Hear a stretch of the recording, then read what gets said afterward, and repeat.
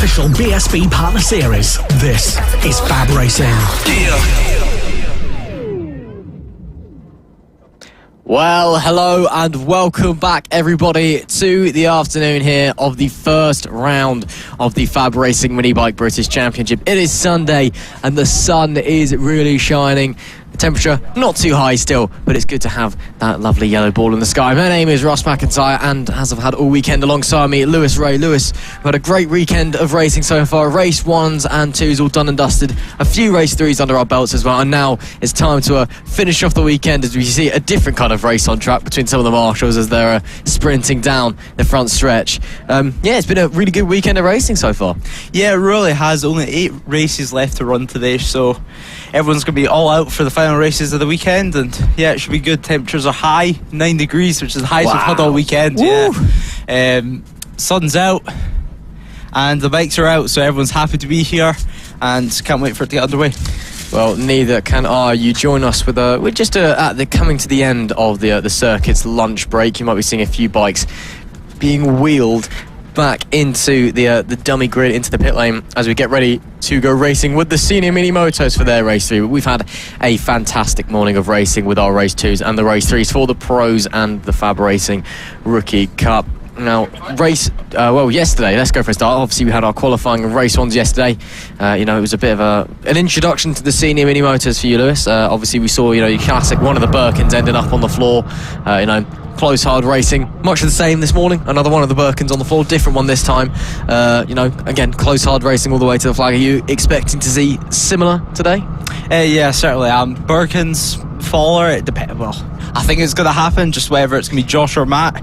We're going to have to wait and find out. We can already see bikes waiting in the holding area for the third race. Well, we'll just have to wait and see. Again, we do have a few minutes to go until the bikes are due to come out. So these guys just here nice and early. We are still technically on our lunch break at the circuit.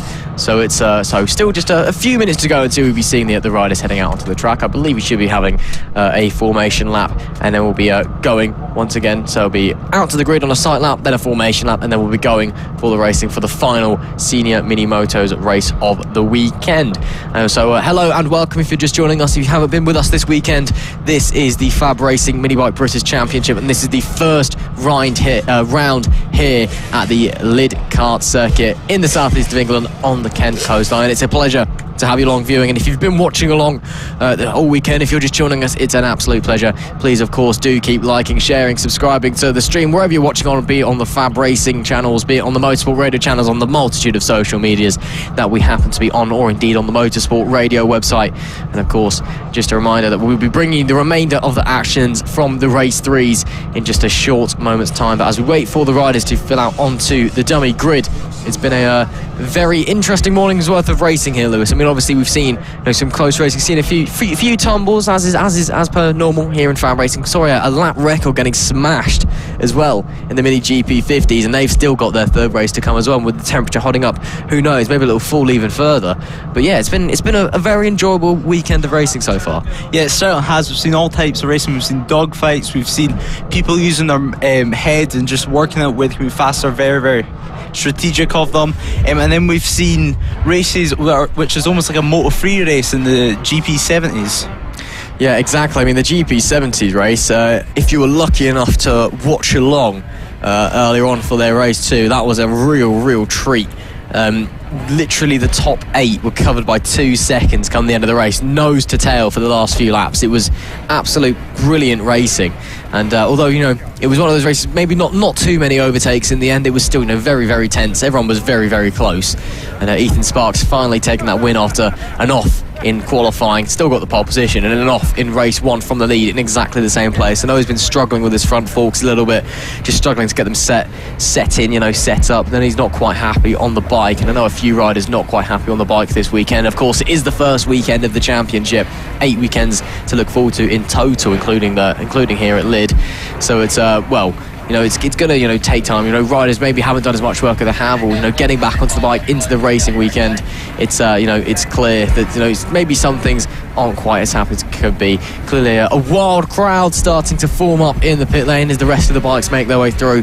I'm sure that plenty of the paddock will be watching along with those that are still here anyway, because obviously the rookies and the pros unfortunately done and dusted. We've finished up our pros and our rookies race, so they'll all be off home already, off for an early bath and bed. But we've still got the senior mini motos boys to get out there and give us a good show, as they always do. Who are you supporting? Of course, don't be afraid to keep tweeting, keep Facebooking, keep Instagramming. Anything really works. Of course, just let us know, and let's see what happens. Yeah, let's see what happens. We're just waiting for the riders to form up, with the pit lane opening at 1:45, I believe.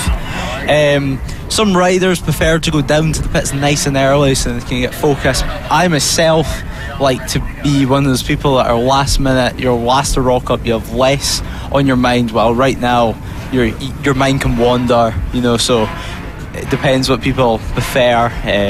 But yeah, it should be good today for the race. Big people, little bikes. Yeah, big people, little bikes. That's what we've been explaining the mini motos, especially the seniors. I mean, obviously this is the FAB-Racing mini bike championship. All the bikes are, seemingly little. Even the bigger bikes aren't, even the GP style bikes, the pit bikes, they're still, on a smaller range as they do head out on their sighting lap. This is very much big men on little bikes. Again, if you're new to FAB-Racing, it's been a while and you need a little bit of a reminder, well, the senior mini motos is one of the best classes to get introduced to. And again, if you haven't been watching today, if you're just joining us for the first time today, you've picked the perfect time to tune in, because these senior mini motos, they do not give each other an inch out on the racetrack. It is all fun and games for these guys off the track. They are such a tight-knit community, a real family, a very, very nice bunch of guys. They're really, really close friends, but on the racetrack they will drive each other into walls if they have to. It is brilliant stuff to watch. Probably a little bit on the dangerous side, to be honest, but it makes some great viewing and some great racing as well. Yeah, it certainly does. Everyone in this class is here just to have some fun, enjoy their weekend with their friends, and in Josh and Matt's case, to have some brotherly fun family day out. Which, as we've seen this weekend, it's been quite a dramatic weekend for the Birkins brothers, as per usual. It has indeed. I tell you, it hasn't been a dramatic weekend for Bernie Hook, Mr. Minimoto, sat at home on the sofa. I know he's watching along. Hello, Bernie, and we do miss you. I know. Obviously, you get to that point when you do need to retire when your age hits triple digits. Start cramping up. But it's I know it's tough for you to get out of bed sometimes, but we'd love to have you back at Clandale. So maybe just give the Fab organisers a little bit of a ring, maybe. I don't know. I've definitely not been told to say that to try and get you to come back whatsoever. But we do miss you, Bernie. Hope you're keeping well. Of course, for those unaware, Bernie Hook, Mr. Minimoto, last year's champion countless times here at FAB-Racing in the senior mini motos class. As we line up on the grid from our sighting lap, ready for the formation lap. It will be one formation lap in the afternoon this time, just to shake things up a little bit. Of course, a reminder that just a reminder that the mini motos use that infield section of the circuit as they head off on their formation lap. So, time to go through the grid, shall we? It's Matt Birkin who starts from pole, with Paul Howarth alongside him in P2. Josh Birkin starts in P3. He finished second in race 2. Let's see if he can go one better. And it's Craig Ashwell in P4. Holly Harris, the BTC rider, starts in P5 with Nick Bennett in P6. Chris Yeomans is 7th with Mark Payne 8th. Keaton Payne and Reece Gentry round about the top 10, with Ross Michael and David Miat making up the 6th row of the grid. Alberto Ventero, he was having some engine trouble earlier on, but looks to be all okay now. He's 13th with Callum White in P14. Shannon King is 15th and Lamar Morgan is 16th. And finishing off the grid is Jerome Richards, Rob Gentry and Steve Johnson. As we come round, you'll be seeing there is Holly Harris making her way into that tight and twisty infield section. You can see a few moves being done there. Saw a few moves being done in the more junior categories through there, so it seems to be a hotspot for overtaking. Very tight, very twisty, just a few hairpins. Ideal for these mini motors, really, but very tough to get through. Yeah, it certainly is. Matt Birkins, of course, won race 1, second in race 2. He's going to be wanting to carry on, try to get another win. Will Howarth, on the other hand, is going to want to defend his win from the last race. Going to want to do the same again. It should be a great racing no matter what. Oh, it definitely should. You can see there, that is Matt Birkin on your left, and a apparently it's Josh Birkin on your right, but I thought that it was Will Howarth lining up on second on the grid. But apparently, well, it looks like Josh Birkin's had enough and decided, no, it's Josh Birkin's now sitting on pole. Matt Birkin's going off a 2. Who knows what's really going on, because it was supposed to be Will Howarth going off a 2. They're all in the wrong order, but we're going to get going anyway. That's Leia, the final marshal, who will determine when the lights are going off. Well, she won't, but she'll be the one who's pointing to the lights when we're all ready. And when she points to the lights, we all know what that means. It's the start procedure. Red lights go on, red lights go off, and then we're racing for the final senior mini motos event of the weekend. Here we go. Let's get going in the afternoon. Let's get going for the final race of the senior mini motos. The marshal doesn't quite seem happy just yet. A few glances up to race crew. Oh, and that looks like Alberto Venteo again off the side of the circuit on that 44 bike. More engine troubles for Alberto Venteo. Looks like we're going to go around once again. Nope, lights are coming on, so Alberto Venteo stuck at the side of the circuit. It's lights on, lights off. We're underway for the final race of the senior mini motos. It's a great start from Will Howarth behind, but closed in by the Birkin brothers. It's Josh from Matt from Will Howarth in P3, your top 3 so far. Alberto Venteo left behind on the grid, and as Josh Birkin leads from Matt Birkin. And then, well, how long can they stay on for? Yeah, we're just going to have to wait and see. Josh Birkin's, of course, wanting this race win. As we see, Matt Birkin's going up the inside of his brother.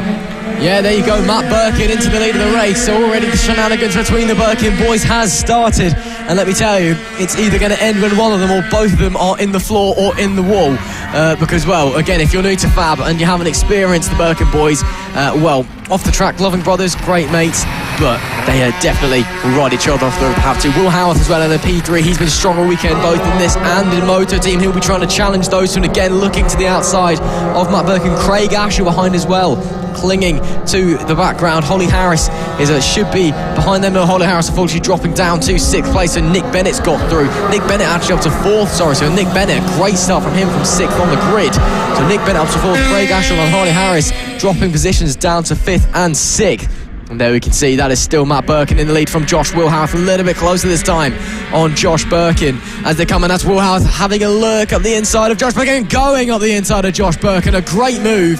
Josh Birkin, I think, just got a little bit spooked by Will Howarth up there, slightly slid out wide, and there went Will Howarth, saw the gap, got on the accelerator, through he went. Very nice move. Yep, certainly was. Will Howarth, of course, is going to be wanting to try and get his race victory. Nick Bennett, as you mentioned, had a great start, setting the fastest lap of the race so far.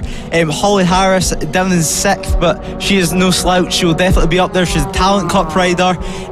She's on the back of them right now, trying to find a way past. Yeah, Holly Harris featuring this weekend. We've got a few Talent Cup riders on the grid this weekend. And as we go around there, she goes looking for a move on the inside of Nick Bennett, but wasn't able to get through. Craig Asher did get back through that last lap.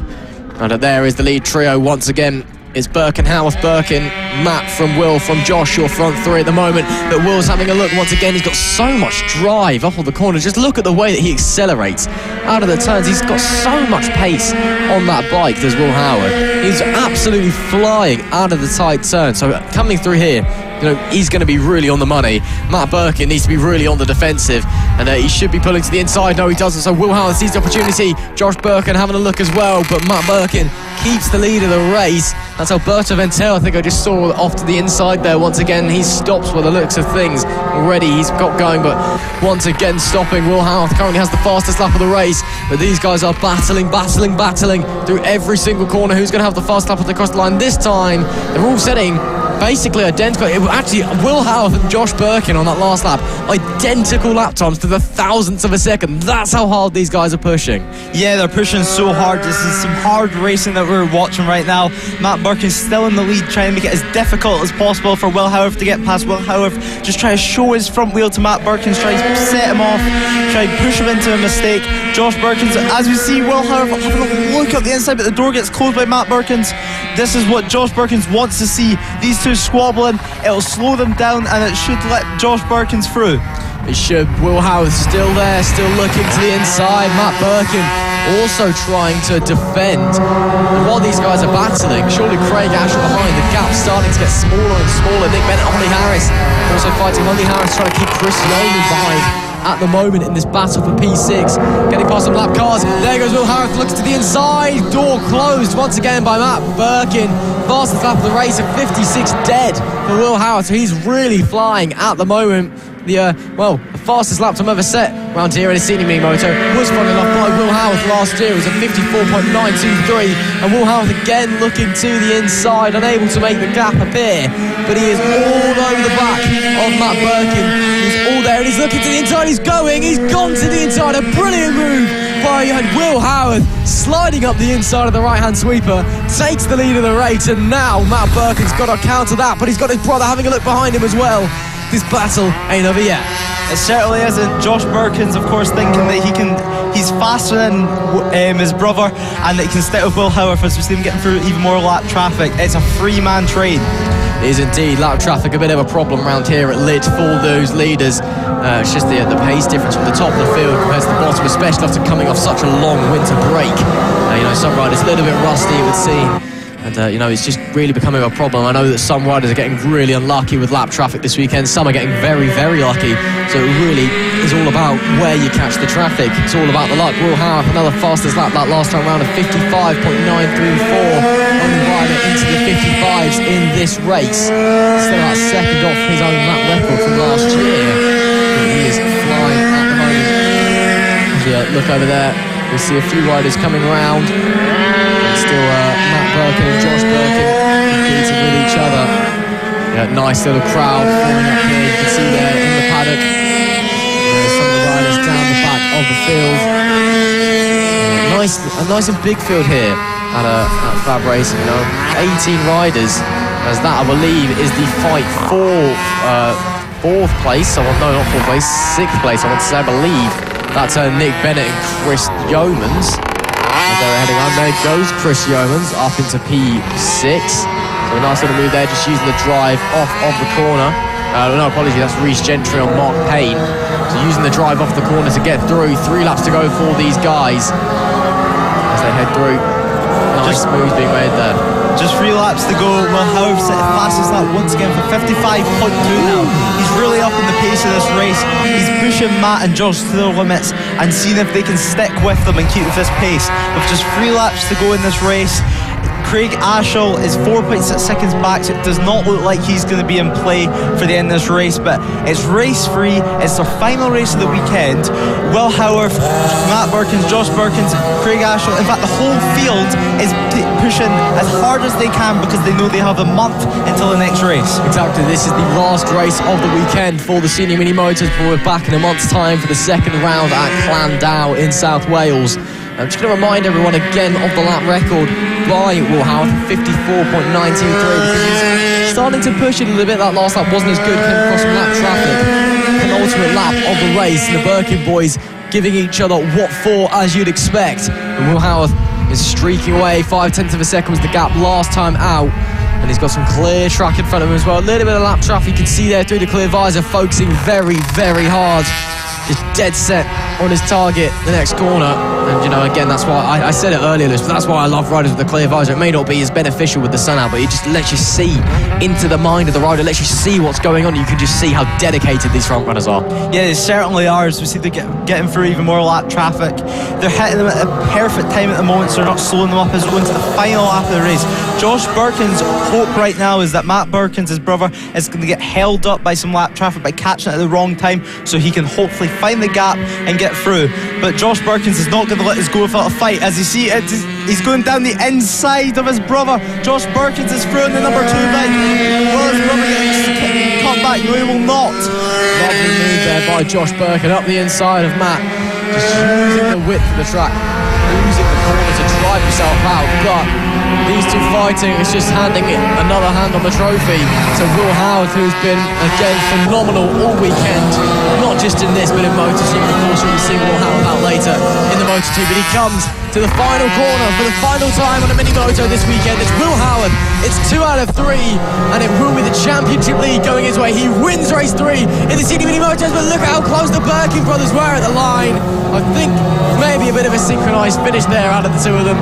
Josh Birkin comes up in second with Matt Birkin in third. Craig Ashall and Holly Harris coming up in 4th and 5th, but it's Will Howard after a phenomenal weekend of racing here at the Lydd kart circuit, who comes away with a second win of the weekend in the senior mini motos.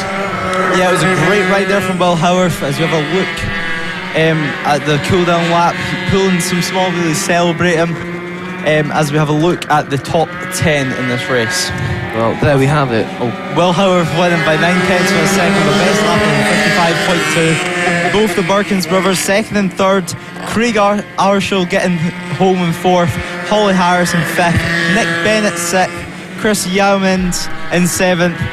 Reese in 8th, Mark Payne in 9th, and Keaton Payne in 10th. Sorry for cutting across you there, Lewis. Didn't realise you were dead set on going to the top 10, but of course, no worries. Again, Lewis Ray alongside me for his debut in the geometry box this weekend. It's been a pleasure.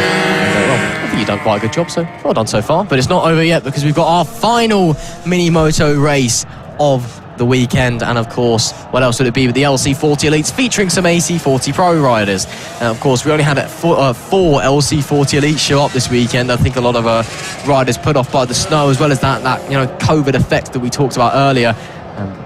The race directors, they've managed to convince a few of the AC40 Pro riders to have a go, just get some extra track time. And to be fair, we saw riders like Byron Johnson putting in massive efforts earlier on, and doing superb jobs. He finished second in the race this morning on an air-cooled bike, which has less power and is not as fast in a straight line. So, phenomenal efforts being done by some of these air-cooled riders. Yeah, it certainly is. And as we mentioned this morning, it's really helped keep costs down for these riders, having this class here and being able to use your air-cooled bikes, as it lets riders have one bike for two classes. It really keeps costs down, gives the riders track time and experience that they needed. But as you mentioned, it was a great ride this morning from both the Johnson brothers in this class. One obviously on the liquid cooled bike and one on the air cooled bike. Yeah, 1-2 for the Johnson brothers. Haven't seen that one since last season, funny enough, when they both were racing in the pros. But yeah, that's Austin Johnson, the older of the two, moving up into the liquid cool class. That's Ollie O'Gorman there, I believe, having a few problems. Gets going again, just a practice start. So all good there.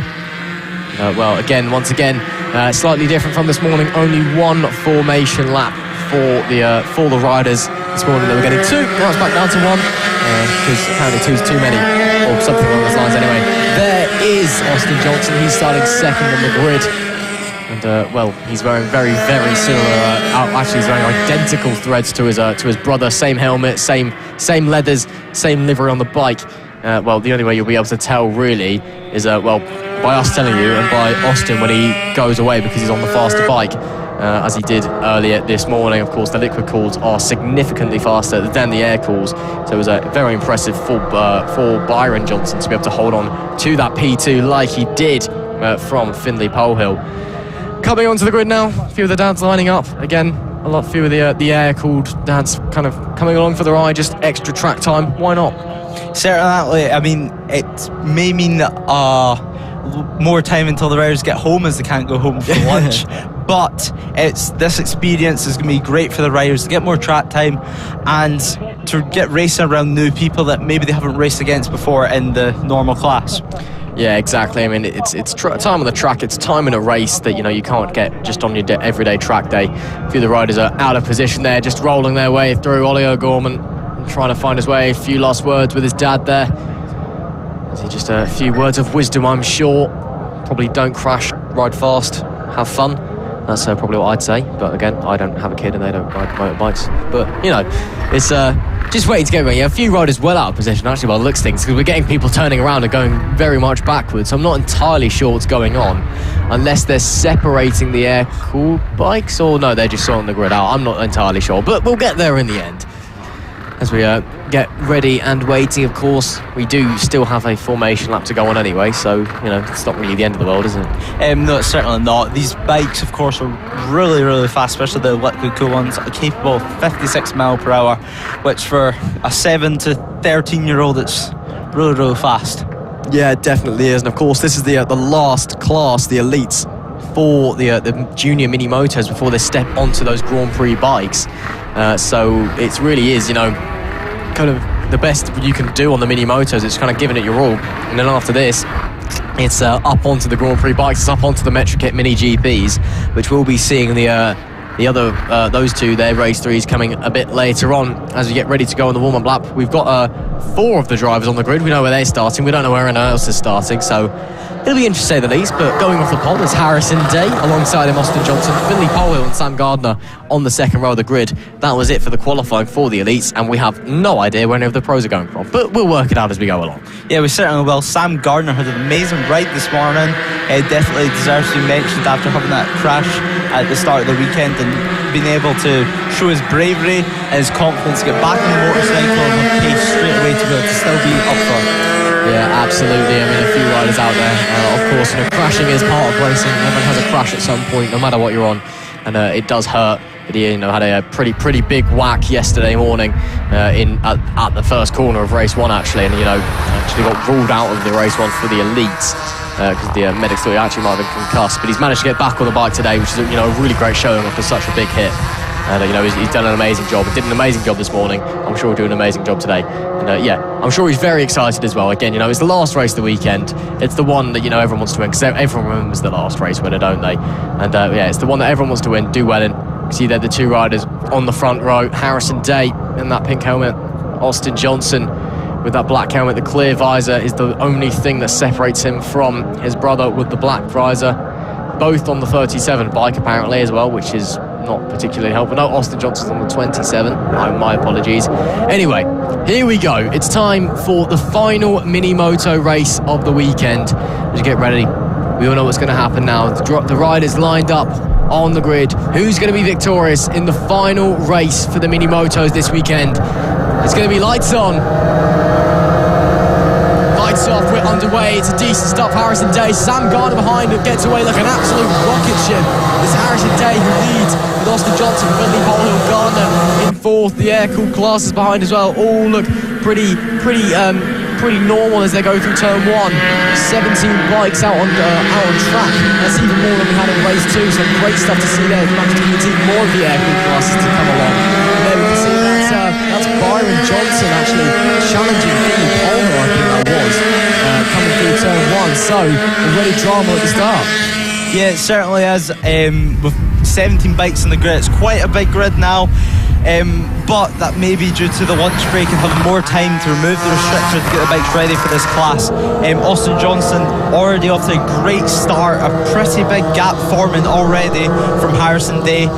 He's going to want to repeat what he done last race and just try to get up front, keep the pace consistent, do not fall, and his brother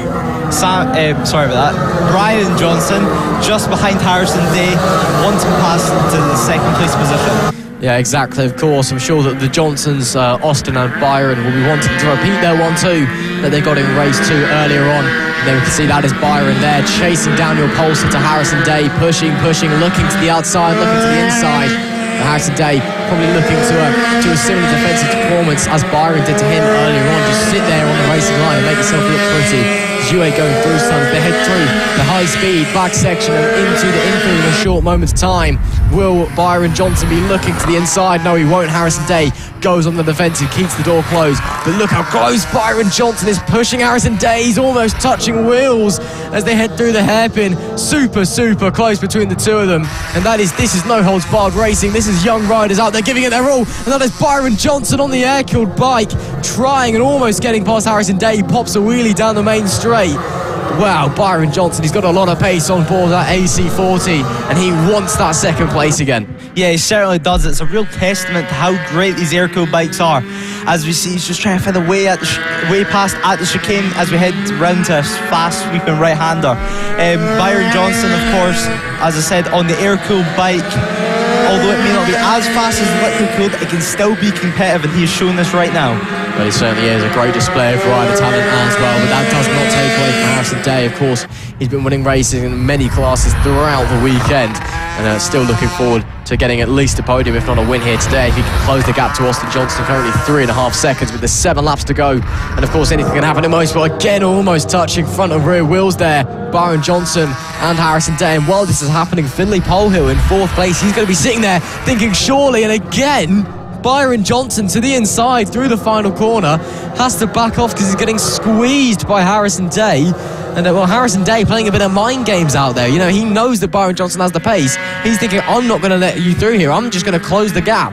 Even if you're alongside me, Byron Johnson having to lift to stop the accident happening. No, this is mind games among like 8-year-olds. Yeah, he certainly did. Harrison Day is taking a tighter line into the final corner, which makes Byron Johnson have to back out of it last minute. Yeah, it's, well, very, very tight. Maybe we'll be seeing some of the same antics this lap round as well. Harrison Day defending stoically from Byron Johnson. It's a great performance already on the defensive front. And that is Austin Johnson, who's had a tumble up the front. Back on the bike, still in the lead. Such was his lead. It was 5 seconds at the line last time. I'm sure it's going to be a little bit closer this time. But maybe a knock to Austin Johnson's confidence now. Maybe Harrison Day thinking about smelling blood. Yeah, he certainly might, as we wait to see the lap time. It was a 1 minute lap time there from Austin Johnson after that fall, so not incredibly slow for crashing on the lap. He managed to keep the bike going, which has really helped him keep this lead. Yeah, it has. I mean, it's maybe a crash and win, or a tumble and a win for Austin Johnson here today. Of course, still 5 laps to go, and anything can happen, and we're just going to have to wait and see what happens in the final mini moto race of the weekend here. Round 1 of the FAB-Racing Mini Bike British Championship here at the Lydd kart circuit in Kent. And well, still Byron Johnson putting the pressure onto Harrison Day, trying to spoil his day as they look for a way through. And there goes Finley Polehill as well, having a look, having a think to the inside. No, not quite close enough. And Byron Johnson maybe poking a wheel again. It's very, very tight. Harrison Day doing as good as, if not better, as Byron Johnson's defensive efforts in race 2. And there goes Byron Johnson again and again. Harrison Day just closing the door. No, it's brilliant. And there goes Finley Polehill to the inside, unable to make the move. But Harrison Day, he is not letting Byron Johnson past at all. He is holding firm, and he's holding proud, and he's going, this second place is mine. Yeah, he certainly is. And Austin Johnson is straight back on the pace. The crash has not affected him at all. He's just put that crash to the back of his mind, kept calm, and he's trying to keep this lead, keep this win with just 4 laps to go, as he knows that he has a nice gap from Harrison Day in second place, who's involved in the battle with his brother. He does indeed. There we go, looking further back. This time it's a bit more spread out between this battle for second. Finley Polehill maybe a bit closer to Byron Johnson than Byron would like. And Johnson just closed up so much time for that second hairpin. He's really, really good coming off that second hairpin. And then again on the entry to the final corner, he just pokes his nose up the inside. It isn't close enough this time, but maybe Harrison Day getting wise to it as well, holding a tighter line. 3 laps to go at the line for these boys this time by, as they get going again out of the first chicane. Very, very tight. Finley Polehill there looks like he might have made a little mistake, losing a little bit of time through there. But as it stands, Austin Johnson from Harrison Day, from Byron Johnson, your top 3. Will there be any changes over the last 2 laps? Well, let's wait and find out. Finley Polehill, as you mentioned, he will be wanting Harrison Day and Byron Johnson just have a scrap and a battle. This will mean that he'll be able to catch up, as they'll be tripping each other up, slowing each other down, affecting each other's drives onto the straight. As we have a look at the battle further back involving Jensen Bishop for the battle for 8th place, I believe. As we go round to the infield section of the track. Yep, there we go to the infield section, around that fast back section. Of course, the mini motos using that tight and twisty hairpin layout of the Lydd kart circuit. This part was built back in 1996, so a few years after the original construction of the track. And there to the outside, trying and sweeping around the outside goes Thomas. A lovely little move there to get up into P9. Great stuff. And it'll be 2 laps to go this time for these lot. And there is Byron Johnson, still putting the pressure on to Harrison Day.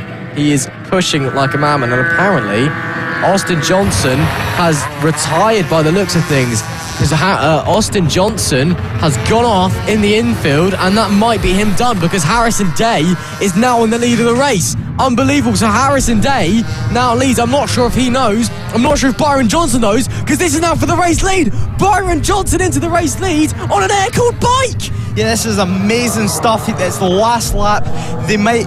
I think they may know this is for the race when they're going to push as hard as they can.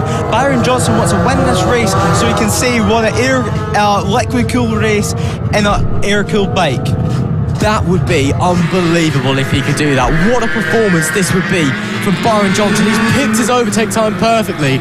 Austin Johnson's gone down and is out of the race. If he isn't out, he's out the very back. And Byron Johnson on an air-cooled bike in a liquid-cooled base is looking like he is about to come home and secure a victory, but it's not over yet because Harrison Day could still be on the attack. There is still lap traffic to try and get through. Harrison Day looking to send one down the inside. And that's Byron Johnson touching. Oh my goodness me. Wow, Zach Speed Pennegar getting shoved out of the way by Byron Johnson. He was going through because he knows there is a win out here on the line. Harrison Day can't get through. Byron Johnson rounds the final corner on an air-cooled bike to win the final race of the LC40 Championship.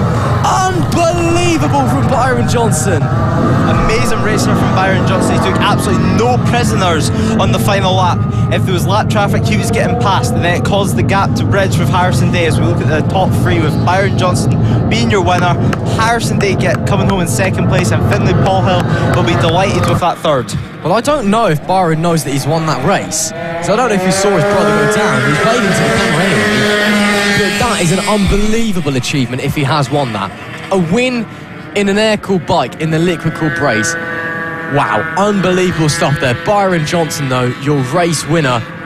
Wow, unbelievable. A 1 second winning margin after that late traffic. Harrison Day ruined his chances. Harrison Day did hold off in P2, though. Finlay Paulhill finishes in P3 as well.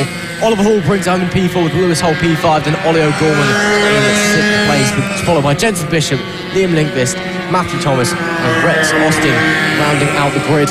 But, I mean, Byron Johnson, I don't even know what to say, because he started in race 2. You know, he came in because there was track time available on the, you know, there was a class with 4 riders in. There was track time available. The AC guys got invited into the LC race by the FAB organisers, and he's gone and won the last race. Yeah, it's incredible what has happened here today. Byron Johnson would not have thought that would be possible at the start of the weekend, as he didn't even know he'd be racing in this class. Unbelievable stuff. And that, unfortunately, for any Mini Moto fans out there, concludes the Mini Moto racing this weekend. And of course, make sure you stay tuned though, because we've got one of the best races possibly ever coming up for you now, because we've got more races coming for you. And well, if the last Pit Bike 140 race with anything to go by, Lewis, this is going to be absolutely fantastic. Yeah, it was certainly one of the best races of the weekend that we've seen this morning. It was hard, fair, clean. It was racing. It was everything you want to see. They played it perfectly. There's hard racing. Rossi Bannerman really pushed as hard as he could, but back markers in the end bridged the gap. Yeah, Taylor Lawrence and Rossi Bannerman, the old friends / rivals, once again battling it out on the track in race 2. Well, if you didn't watch it, go back and watch it, because it was absolutely phenomenal action. In the end, unfortunately, Rossi Bannerman hit some lap traffic on the final lap, and that put an end to our fun. But well, we've got one more race to look forward to again today. And well, I'm sure we'll be getting much of the same, if not between those two, between many of the other fantastic riders we have here in the Pit Bike 140 class. A massive grid of riders here. 28 riders, our biggest grid this weekend, and it is action absolutely everywhere you look. It is just brilliant racing. And again, if you're new to FAB-Racing, this is what it's all about. Yes, of course, it's, you know, being about getting junior riders ready to go on into the world of motorcycle racing and being a leaping ground into the Honda British Talent Cup. But at the same time, it's about getting these senior boys out there on their pit bikes, and it's about having a fun time and some brilliant racing. Yeah, it certainly is brilliant racing, and it also lets the older riders help develop the younger riders by sharing their experience, give them information on the track, on the bike, what they can do better by watching them. But it's going to be a cracking race, which Chris Wells starting in pole position for this race, and he's going to be hoping for a great result today. Taylor Lawrence is going to be hoping for much of the same which he had this morning.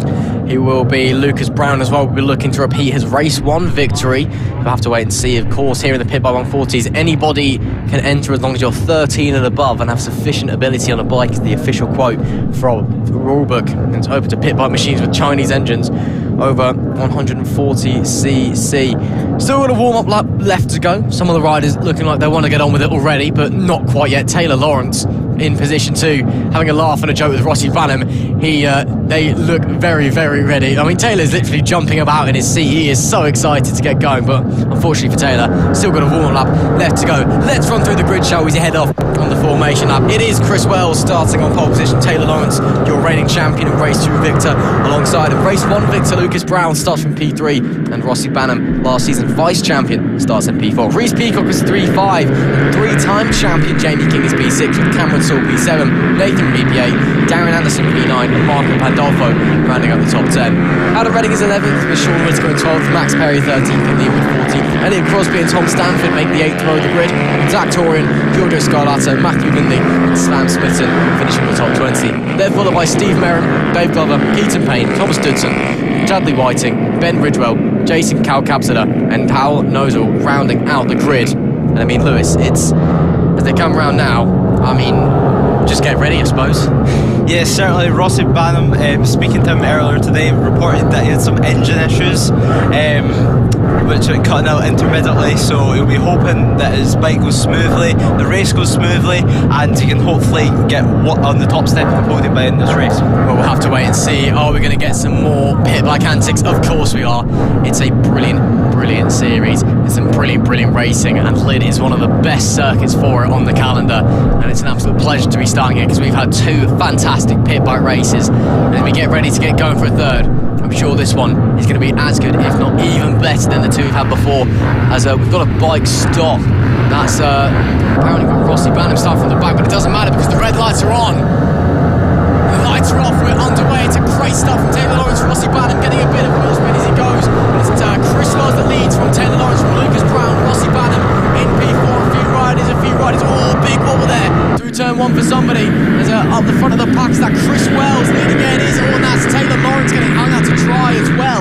I think that might be Reece Peacock potentially moving through. I'm not entirely sure, but it is that's Chris Wells that leads the way from Taylor Lawrence, and I think Rossi Banham up to 3rd. Quite hard to tell because there's so much already going on in this opening lap. Yeah, there certainly is. Chris Wells leads the way, which looks to be Lucas Brown in 2nd place, with Taylor Lawrence closely behind. Taylor Lawrence is going to sit there and try to hope for these top guys to battle, but as we know in this class, as we see, riders using absolutely all the track and then some. That was just full on motocross at that point, wasn't it? I mean, that's what we love about the pit bikes, is that they can just go wherever they want, really. They're big bikes, big tyres, big suspension. They're just all over the place. Chris Wells does lead this race. Lucas Brown in P2, Taylor Lawrence right on their tail in P3. Jamie King's done Rossi Banham for P4, so Jay King maybe trying to move up in the world. He runs a bit wide though there in the background, following Taylor Lawrence round. He's trying to shoot one up the inside. Oh, that was a brave move. He did get through. Not quite there though in the end. Still Chris Wells holding firm, but now they're coming to this ridiculously fast back section. No infield for these big bike boys.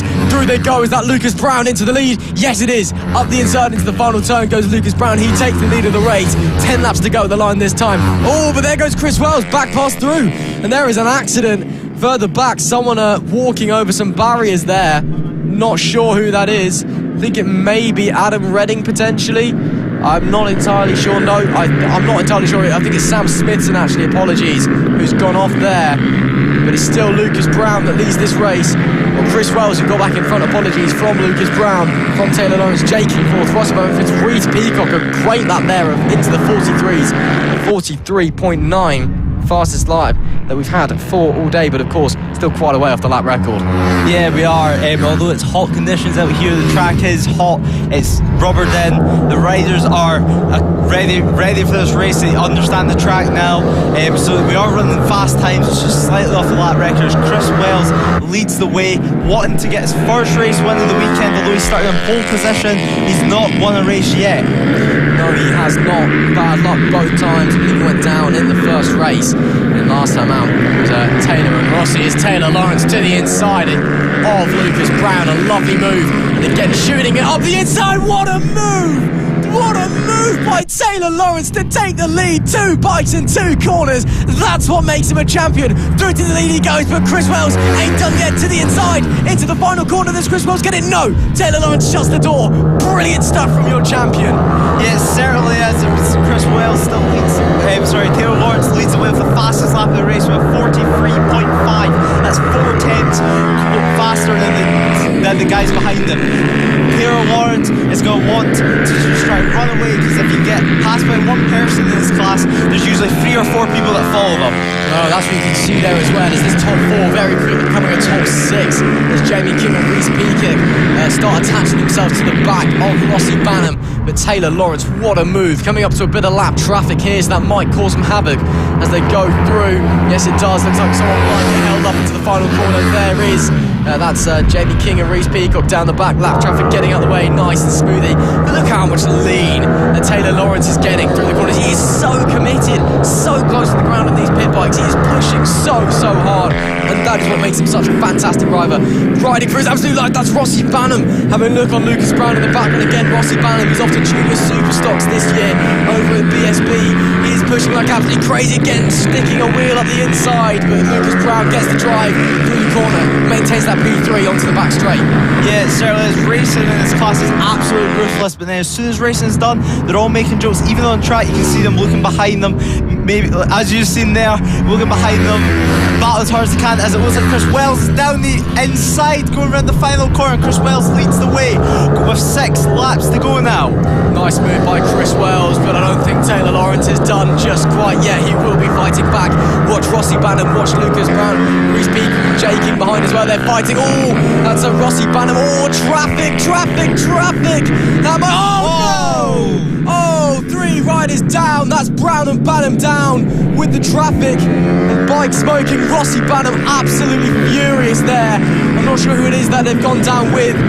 Rossi Banham tries to get back on his bike. Lucas Brown sits at the side of the road dejected. Looks like he's done. So it's all down to Chris Wells and Taylor Lawrence now after the traffic gets in the way. Oh, you've got to feel for Chris Wells, haven't you? You do have to feel. Not only will that would have obviously taken a knock, that would have hurt as he does get the bike back up, but no, the amount of effort and energy that he was putting into that, racing super hard, and out of it comes nothing. But I suppose that is motorsport. Yeah, it certainly is. It's one of those things that happen a lot. Traffic, you just got to be as careful as you can. But when you're in a race, sometimes accidents can happen. And there we see Taylor Lawrence still chasing down Chris Wells. That was Reese Peacock up into the podium places. Rossi Banham's fallen down to 12th. Oh, what a shame there for these two. But Taylor Lawrence and Chris Wells still going it man to man as Taylor Lawrence has a look to the inside into the final corner but can't get anything of it yet. It's a shame that we've been robbed of that 4-way battle, but we've still got a 2-way battle for the lead. 4 to go at the line this time by. Coming out of the first chicane, Taylor Lawrence just analysing his opponent. Yellow flags waving, of course, for that incident. As they come through, Taylor Lawrence pushing, more lap traffic. Chris Wells, Taylor manages to squeeze through it as well. It's lap traffic, a real problem here at Lydd. The circuit is so fast. And again, as I said earlier, with some riders not doing that much work over the winter, there is a bit of a pace gap between the front runners and the back markers, and it is really just causing havoc in all the classes. Yeah, it certainly is, but although it's just 2 people that are battling for the win, it's still going to be as ferocious, it's still going to be as aggressive. It's going to be great racing all the way to the end between these 2 riders. They're both highly experienced. Chris Wells still leads away with a bit more lap traffic, but it looks like they should get past pretty cleanly here. Oh, Chris Wells waiting. That's going to be Taylor Lawrence. Taylor Lawrence through. No, he's not. So Taylor Lawrence wasn't able to squeeze through, but lap traffic. It's giving me the heebie-jeebies after that earlier incident. Chris Wells being very cautious. Taylor Lawrence got a bit ambitious with that look. Couldn't quite make anything out of it. And again, we saw some magic from Taylor Lawrence earlier on with 2 moves in 2 corners to take the lead. And then we're going to see some here as more traffic for Chris Wells. Taylor Lawrence is going to be gaining time. Chris Wells, though, looks like he's pretty comfortable with that gap at the moment. Slipstream not really doing that much on these pit bikes. It's more the GB bikes, which we'll be seeing in a short while, that take advantage from the slipstream. But of course, you've got to take what you can get. 2 to go, penultimate lap of the race. It's still Chris Wells leading.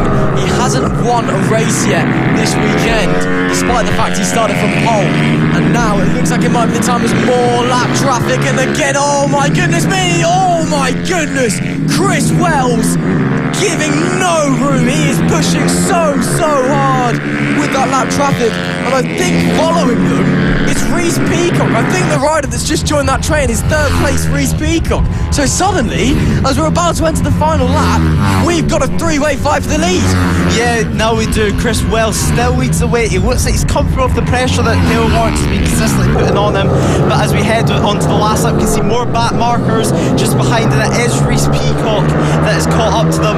Reese Peacock had a cracking lap that time round, 1 second faster than both Chris Wells and Taylor Lawrence on the last lap. More back markers in front of the go. Want to try and get past them as soon as possible.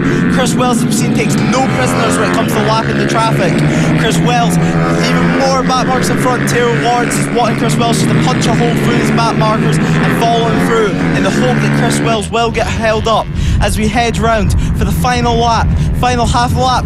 Chris Wells This might be Taylor here. Maybe no. There goes Reese Peacock. Is that Reese Peacock to the outside? Into the final corner. Reese Peacock sweeps around the outside. I don't believe it. It's going to be Reese Peacock who takes the victory on the final corner. He used the lap traffic to work his way through. Reese Peacock. Talk about out of nowhere. With a bit of lap from some incidents, it's Reese Peacock who takes the victory. Chris Wells is robbed at the line. Taylor Lawrence manages to hold up at third place, but Reese Peacock, oh my goodness me, talk about late drama in the pit bike 140s.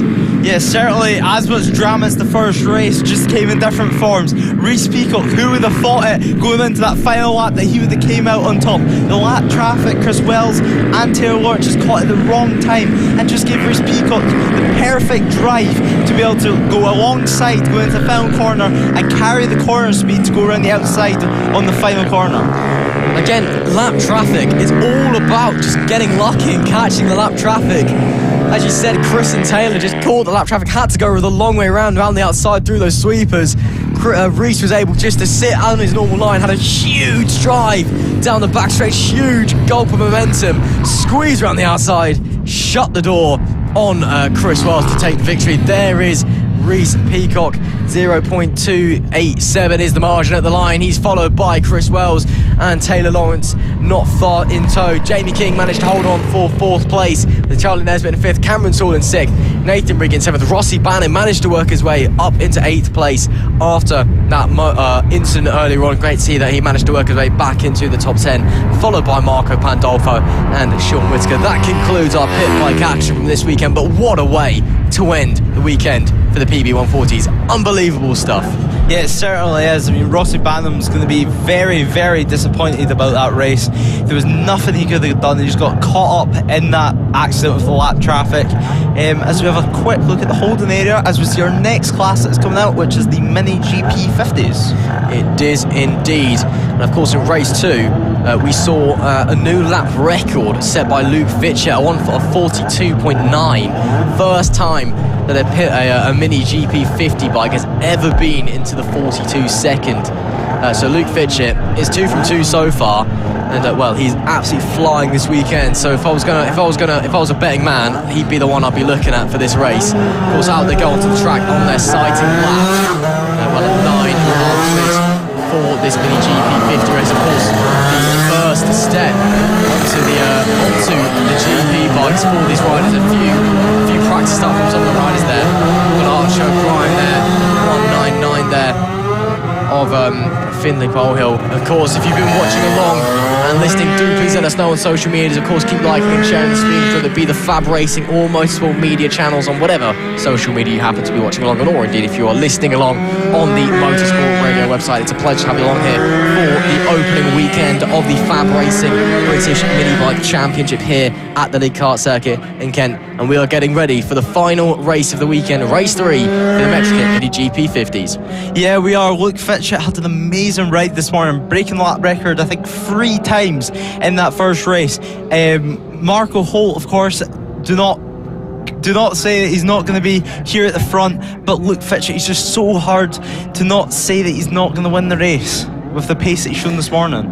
Well, we say that, but then again, I mean, look at the last race. We all thought that it was going to be, Rossi Banham and, them lot all fighting for podium places, and then suddenly back marker accident, bang, out you go. So it can change as quickly as that.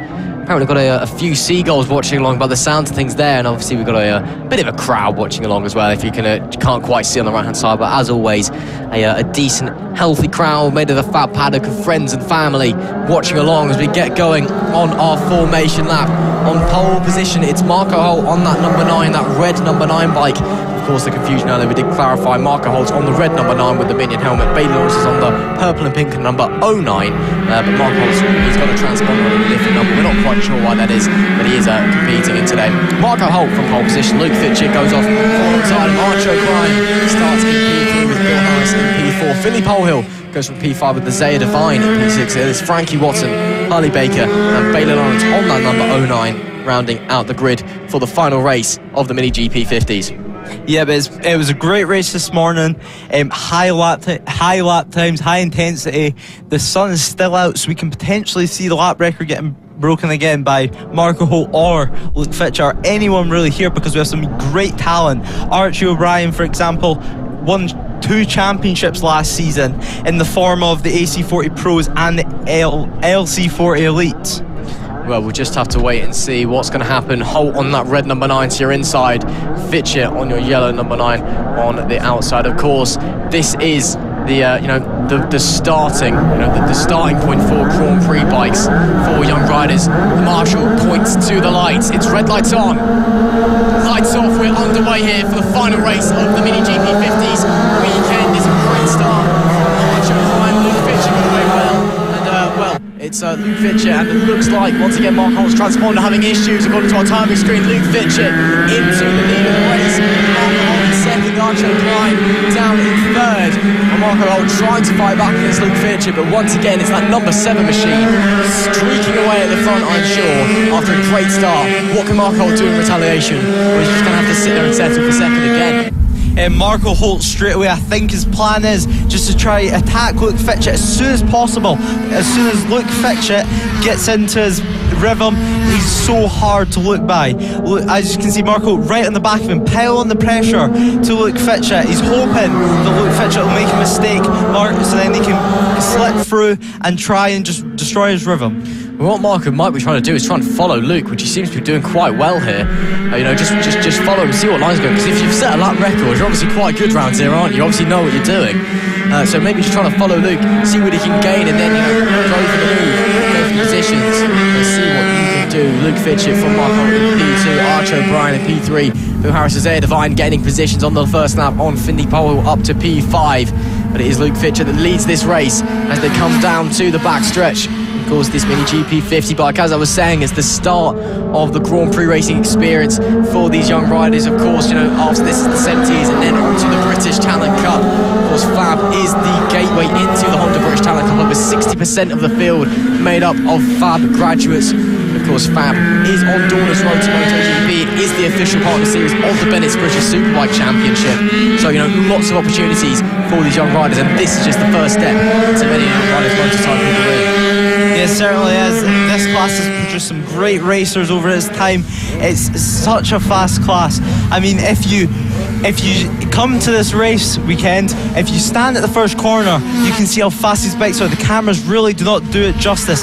These bikes are capable of 80 miles per hour, and they're around 60% more power than the Mini Motos. So it's really good for these riders to step onto these machines from Mini Motos, because Mini Motos, they are just your twist and go motorcycles, while these teach you the basic principles of riding on bigger motorcycles, such as your gears, your clutch, and carrying corner speed, which will really help them in British Talent Cup, which is why the FAB Championship has found such great success in the British Talent Cup. Yeah, it really has. I mean, again, the first corner, obviously these are the junior of the 2 Mini GP championships that we run here at FAB.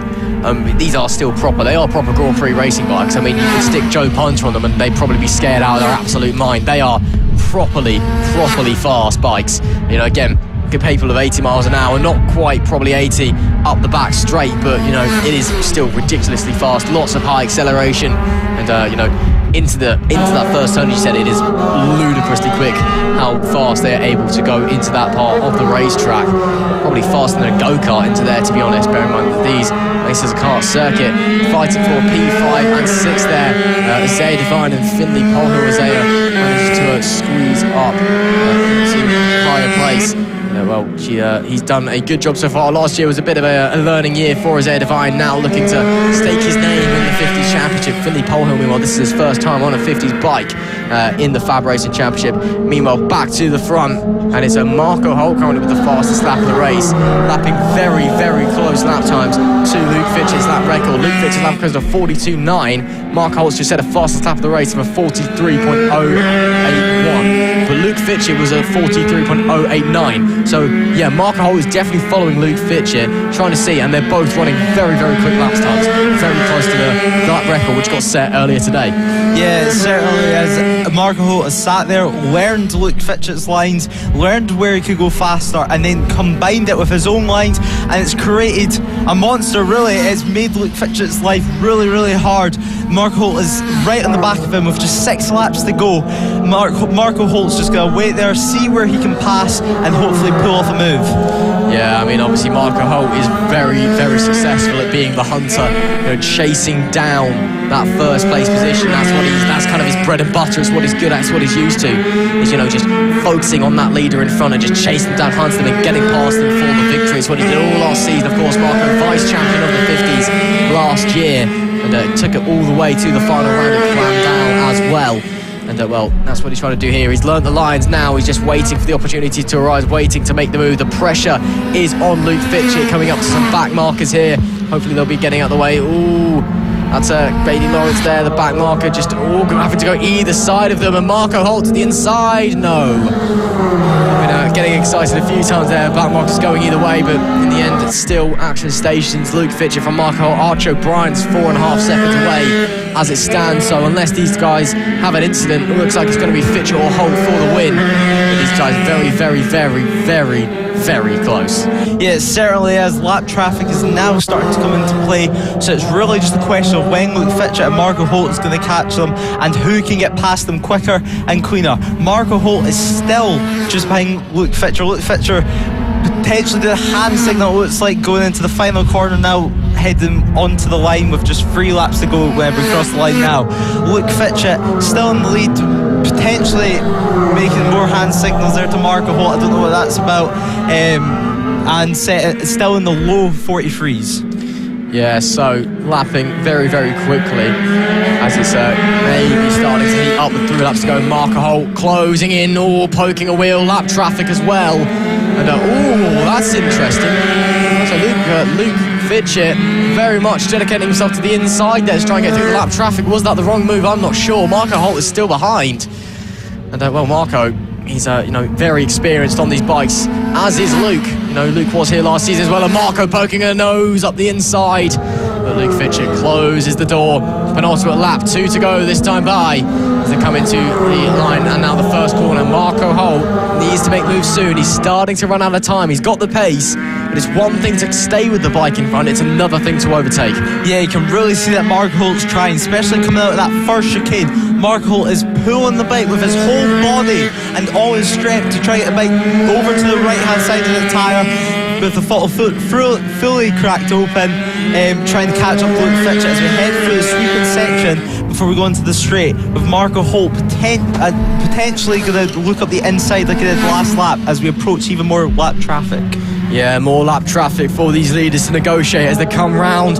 Last lap flag is out. One more tour of the circuit for these mini GP50s this weekend. As Marco Holt, a new lap record again for Marco Holt, a 42.841. So another lap record this weekend. This time it goes the way of Marco Holt. Unbelievable, 42.841 for Marco Holt. Unbelievable stuff there. But it's not over yet. We're still on the final lap of the race. They're chasing, Marco chasing now with that lap record through the back section. He's going to have one real attempt to go. It's going to be a dive bomb into the final corner. Can he make it stick, though, is the question. Following Fitchett, weaving this way and that way, trying to break the toe. He's got the inside line. Will Marco Holt be able to squeeze up the inside? No, he won't. It's going to be Luke Fitchett to the line, who wins race 3 of the mini GP50s. But Marco Holt pushed him hard. A 10th at the line, and with the fastest lap, a new lap record in the penultimate lap to boot. But it's Luke Fitchett who takes a clean sweep, a hat-trick of victories here at Lydd, and can go home a happy boy. Yeah, he certainly can. Marco Holt will have nothing to be disappointed about, as he does walk away with the circuit as a new lap record. But in fact, Luke Luke Fitchett also broke the lap record on the exact same lap, with Marco Holt just being a couple hundredths of a second faster. So Luke Fitchett broke his own lap record again, and about a tenth later, Marco Holt proceeded to break that lap record. Respect there between Luke Fitchett and Archer O'Brien. Archer O'Brien bringing it home in third place once again. Well, it looks like all three races we've had the same results. Actually, is that exactly the same result? I think it may be that we've had exactly the same results in all three races. No, we haven't. Frankie Watson swapped places. He went up to 7 in this race. So there we go. Final results for the GP50s. Luke Fitchett gets the win again with Marco Holt and Archer O'Brien in tow. A lap record for Marco Holt as well, a 42.841. Then it's Bill Harris, Zay Devine, Finley Polhill, Frankie Watson, Harley Baker and Baylor Lawrence. That is it for the GP50s this weekend. But of course, we've got more Grand Prix action later on. But now it's time to focus on the next class, and it's time to focus on the Extreme 200s. And more important, it's time to focus on whether Casey O'Gorman can do it again. Yeah, we're going to have to wait and see. This class is such a special class, with it being the open class. Such an open class. You can ride whatever style of bike you want. You can ride a conventional race bike, a supermoto style bike. Both are just as competitive, and it's really proven that it's the rider that makes a difference in this class, which with some extremely talented riders in this field. He's indeed. I mean, already mentioned the Casey O'Gorman. He's got Sullivan Mounsey. We've got several riders really who are in the British Talent Cup here. So it's great to see a very ram-packed grid as we're getting out on the side lap. And as you said, yeah, it's really kind of anything goes. It's known as the pit bike open class because some of the guys are on pit bikes, some of the guys are on kind of supermoto style bikes, some of them are on Grand Prix style bikes. So it really is kind of just rock up and whatever you want and off you go. But it does create some very, very exciting racing, especially when you've got Casey O'Gorman, Sullivan Mounsey kind of duking it out for the win. Casey O'Gorman got the edge in race 2 after having that incident on race 1, like spitting oil everywhere and him going down into the final corner. Obviously a massive thank to all of the marshals here, both those coming around with us at FAB, all the parents and all the individuals associated with the FAB Racing, but also all the marshals here at the Lydd Kart Circuit who've been doing a fantastic job all weekend. Of course, we could not go racing without you. So a big thank you, and of course a massive thank you as well to all of our sponsors here. Thank you to the FAB Racing organisation who've once again set up a fantastic championship for us here, looking amazing. Casey O'Gorman getting the that last minute tyre warn, but it's still got a formation lap left to go, so I don't know. Yeah, Casey O'Gorman's getting in the zone, stretching his arms right now. Silver Mounsey, of course, starting next to him on the front row, and at the back, getting into position now, Rossi Banham. Of course, we've seen the drama that he had in the Pit Bike 140 racing. I'll be definitely hoping for a better race this time out in the Extreme 200. Yeah, he definitely will be looking for something to prove after his incident then. Of course, not his own fault. There is Sullivan Mounsey, as he's hoping to get into the British Talent Cup as they head away on their formation lap. Will be Casey O'Gorman starting from the pole. Sullivan Mounsey starts alongside him on the first row with David Ferns and Noah Guillory on row 2. Rossi Banham goes from 5. He'll be looking for a good result after that pit bike incident earlier on with Stephen Brooks in P6, Jack Andrews, last season's champion, in P7, Adam Redding in P8, Dan Merritt in P9, Jan Guillory in P10 and Ben Ridgewell in P11. Hello and welcome if you are just joining us. Hello and welcome if you've been with us all weekend anyway. You are joining us for race 3 of the Extreme 200s here at the FAB-Racing Mini Bike Races Championship, the opening round of the 2022 season here at the Lydd Kart Circuit in the southeast of England. We've had a great day of racing so far. Let's hope, Lewis, that the Extreme 200s continues that trend. Yeah, hopefully so. It's a great class. David Fern is one to watch out for this race. As we've seen in race 1, he could just stay on the back of Sullivan Mounsey, and he was fighting for the win that whole race. He wasn't quite there in race 2 this morning, but he's definitely one to look out for. As all the riders just line up on the grid now, get focused. Last checks, as you can see, Casey O'Gorman just looking down at his bike. Make sure it's not last checks getting made. Make sure there's no oil coming out of it. As we've seen in race 1 this weekend with an absolute disastrous race. As the marshal points up at the lights, as we wait for the lights to go. Lights are on. Lights are off, and we are go. As we see Sullivan Mounsey getting an amazing start of Casey O'Gorman just behind. Sullivan Mounsey, of course, got second place this morning, but will want to do one better today. Sullivan Mounsey leads the away from Casey O'Gorman. As Casey O'Gorman goes up the inside. What a move there from Casey O'Gorman. As we know, he's such a talented rider, but Sullivan Milsey will not want Casey O'Gorman to get into a rhythm and will try to fight back as soon as possible. As we've had Sullivan Milsey had the lead for about an extra straight this time than he did this morning. Casey O'Gorman back into the lead, and that already a healthy gap there developing between the two of them. There, of course, a shot away from David Burns as well in P3. Gilliray P4 as well, good stop him. Casey O'Gorman leads the first lap of the race. Sullivan Milsey half a second away. David Burns over a second away from Sullivan Milsey. So those front two have quite literally shot off into the distance. Yeah, Casey O'Gorman, again, British Talent Cup champion from last season after missing 3 rounds from a really nasty injury.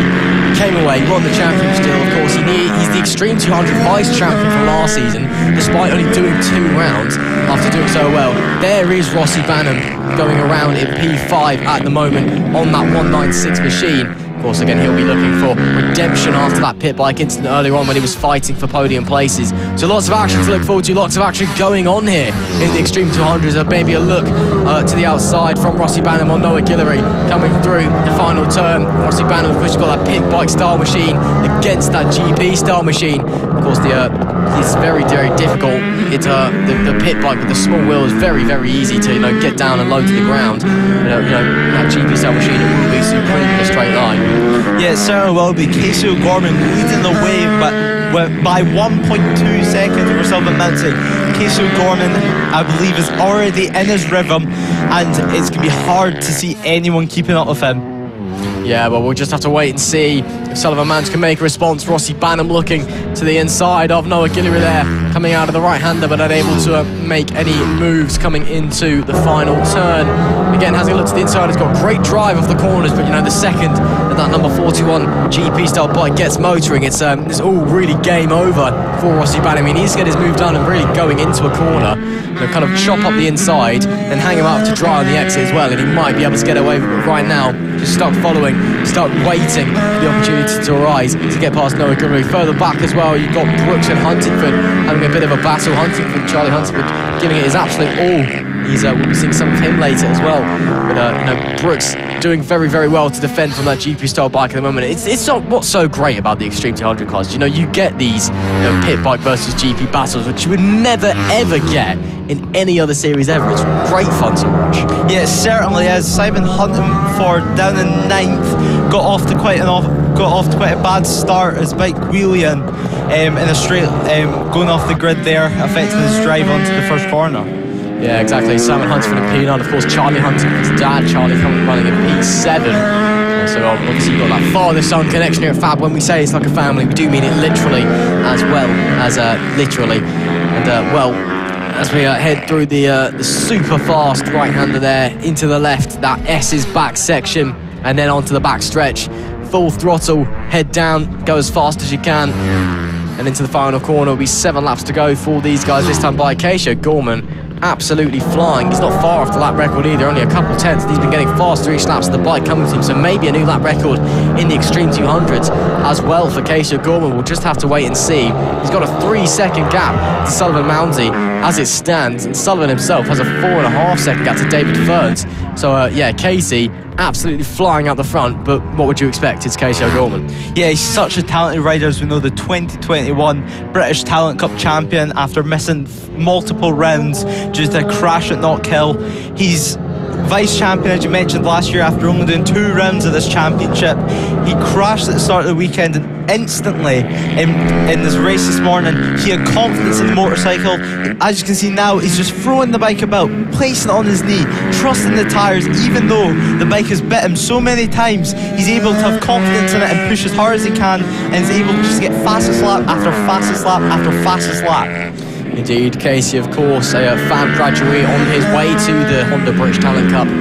Of course, FAB is widely regarded as the gateway into the Honda British Talent Cup, and of course is also the official partner Series 2, the Bennett's British Superbike Championship, and has been awarded the Dorna's Road to Moto GP accolade. So who knows, a few years' time maybe we'll be seeing Casey O'Gorman on the world stage. Really wouldn't surprise me. We know He's a unbelievable talent, and given his domination in the British Talent Cup last year, he got the call up to the Red Bull Moto GP Rookies Cup alongside another FAB graduate, Eddie O'Shea, which is great to see. Of course, he did get the call up for all the European Talent Cup. Whether he'll be participating or not, I'm not sure, but it's great to see. As we can see there, it looks like Charlie Huntingford's got ahead of Stephen Brooks once again, just some moves further up the pack as well. But yeah, great to see, you know, FAB graduates, you know, it's starting to succeed on the world stage as well, as they have in the past. Yeah, it certainly is. It just shows the class of talent that is in this field that we're watching right now, and that is in all the classes here this weekend. There's talent all the way throughout the field, and it's just getting the right championship lined up, which we have in place here to get the talent for the system. Yeah, exactly. That was a big dive by Charlie Huntingford there, trying to get through Rossi Banham. I almost thought he wasn't going to make the corner. As we see there, Charlie Huntingford, of course, a Talent Cup rider this year. Rossi Banham, a Talent Cup rider last year, and now on his way to the BSB Super Stock Junior Championship. And of course, will be great to be seeing him on the television, as he will typically. Great to be seeing up there with the BSB guys, and I can't wait to see what Rossi has in store for the future. But of course, can't wait to see what Charlie Huntingford has in store for the future as well in the British Talent Cup. Of course, the place to be for the up-and-coming talent on the British Isles in the world of motorcycle racing. There goes Charlie Huntingford, slingshotting his way past Rossi Banham. That GP bike in a straight line is so fast, but on the exit corner, Rossi Banham has the pace, but he can't respond to the power that is Charlie Huntingford. He moves up to P5 with 3 laps to go. Yep, 3 laps to go in this race. This battle that we're watching right now for 4th place is not just between the riders, it's between engines. There's 4-stroke and there's 2-stroke engines battling between each other. Rossi Banham, of course, just had an awful and disastrous Extreme 200 race, but he's going to be trying to redeem himself. He can see 4th place, it's still not out of reach. 2 laps to go. He knows he can do this. He's right on the back of Charlie Huntingford, and he's going to try to find a way past us. Charlie Huntingford looks, and then Charlie Huntingford's in 4th place heading down to the first corner. But will there be a switchback? He's got a switchback. He's through the inside. Noah cannot make it work. Charlie Huntingford leads the way in 4th place. Great move there by Charlie Huntingford. His charge continues. 2 to go, penultimate lap. And up into P4 he goes. It's 11 seconds to David Fern, so I don't think he's going to be achieving anything great. Casey O'Gorman on the final lap. If you look ahead slightly up the road, there's that battle we were just watching. There was Rossi Banham and Charlie Huntingford. Casey O'Gorman is like a quarter of the track behind them. That's the battle for 4th, and Casey O'Gorman is nearly lapping. Yeah, Casey O'Gorman's just ran a race of his own. He's 7.8 seconds up the road now from Sullivan Mountsey. It just shows the talent and the cool head that Casey O'Gorman has as he heads to the final straight. A back mark in front of him, but that will not bother him. He will go about his own business through the final corner. Another victory. Second win today on the second race today. Wheelies across the line. What a race from Casey O'Gorman. Well, there you go, Casey O'Gorman. If you didn't know who he was, now you do. Get used to seeing him, because he'll be on your telly in a few years' time, be it BSB, be it World Superbikes, be it MotoGP. He will be somewhere, he will be winning championships, but it's not over yet, because Rossi Banham is challenging Noah Guillory for 5th place. Charlie Huntingford is shot up and going into the final corner. Can Rossi Banham pull any more of that magic as they come through? Rossi Banham round the outside, that'll be a great move. It's going to be neck and neck as they get to the line. Oh, Noah Guillory by 2/100ths of a second held it. That is millimeters. Wow, Noah Guillory holds on to 5th place. Amazing stuff. Rossi Banham can only manage 6th, but it's super close with the drive out of the final corner. But who else would it be? Casey O'Gorman takes the victory with a 7.5 second winning gap, and I'm pretty sure he was taking it easy on the last few laps as well. Sullivan Mountsey brings it home in P2 with David Ferns rounding out the podium. Charlie Huntingford on his absolute charge up the field goes to P4 with Noah Guillory and Rossi Banham separated by nothing in P5 and 6. And it's Stephen Brooks, Simon Huntingford, Jack Andrews and Adam Redding rounding out the field. And that concludes it for the Extreme 200. That concludes it for the pit bike style bikes this weekend. And well, what a weekend of racing we've seen in both this and the pit bike 140 classes. Yeah, it's been great racing all weekend. Casey O'Gorman, an absolute masterclass there again. Rossi Banham, so unlucky not to be able to get that 5th place, but he was using his pit bike 140 racing experience by using not only the track but then some. And he tried his hardest, but he just got bet by 18 thousandths of a second. Yeah, very, very tight there. Rossi Banham knew exactly what he had to do and did it, and just got unlucky, frankly. Looks like luck was not on his side, but as you can see, pulling out of the pit lane, it's time to get going for the final race for the Mini F1 sidecars. They will not have a formation lap, so I'll read you a few, wave to the camera there by Elliot Newton, Iona Glover's passenger. Sidecar, passenger, that is the one, isn't it? But Mick Williams, yeah, he's gone for pole position. Again, if you didn't hear me this morning, he's going to win. Jason Greenstreet and the Greenstreets go from P2. Mark Parker goes from P3. Vince Bailey goes from P4, but I'm not sure if it's Vince Bailey or Mike Impey, because it keeps saying Mike Impey on the timing board, but who really knows? And Iona Glover and Elliot Newton go off the back. Yeah, Mick Williams again. So I won't run you over if you're not used to Mini F1 sidecar racing. Mick Williams will win. He won every race last season and the season before that, and I'm pretty sure the season before that. It's basically, if he doesn't break down or, have a heart attack or something, he will be at least half a lap of everybody else by the end of lap 1, and he will win, and that'll be it really. Yeah, it certainly seems the pace. To keep in mind, this is race start. We'll not have a warm-up lap for these mini sidecars. As you can see, two different styles of sidecars. McWilliams, a much older-looking sidecar, and then the number 90 of Greenwood on a much more modern-looking, modern fairings on that sidecar. As we wait for the lights to go out, as we wait for the final sidecar just to come into shot now and line up on the grid. Yeah, there we go. Round they come. So onto the grid, line it up, and then we'll be going. Marshall will point to the flagstand layer. The Marshall standing in the middle of the track will point up at the magical digital light bulb, which you can't see, but we can, and we'll tell you what's happening. Lights on, lights off, we're underway. It's a great start once again from the Greenstreets. Oh, bashing wheels already between the Greenstreets and Mark Parker.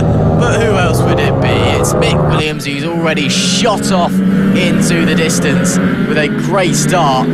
But the Greenstreets bashing wheels there, and there is six sidecars out. So Chris Impey and Vince Bailey both out now. So I've got no idea what's going on. We've got 6 bikes out on track for some reason. But okay, anyway, Mick Williams leads the way. Greenstreets second, Mark Parker in third. And Mark Parker's trying to challenge the Greenstreets at the moment after that bashing wheels. Vince Bailey as well, sticking on the back of that leading pack. There is Mick Williams on that 26 Red Bull liveried bike. And there's the Greenstreets as well, following him closely. Again, their great starts seemingly not happening today. And so, losing a passenger. That happened again. That happened earlier today as well. That happened, was that yesterday or this morning, where that very bike,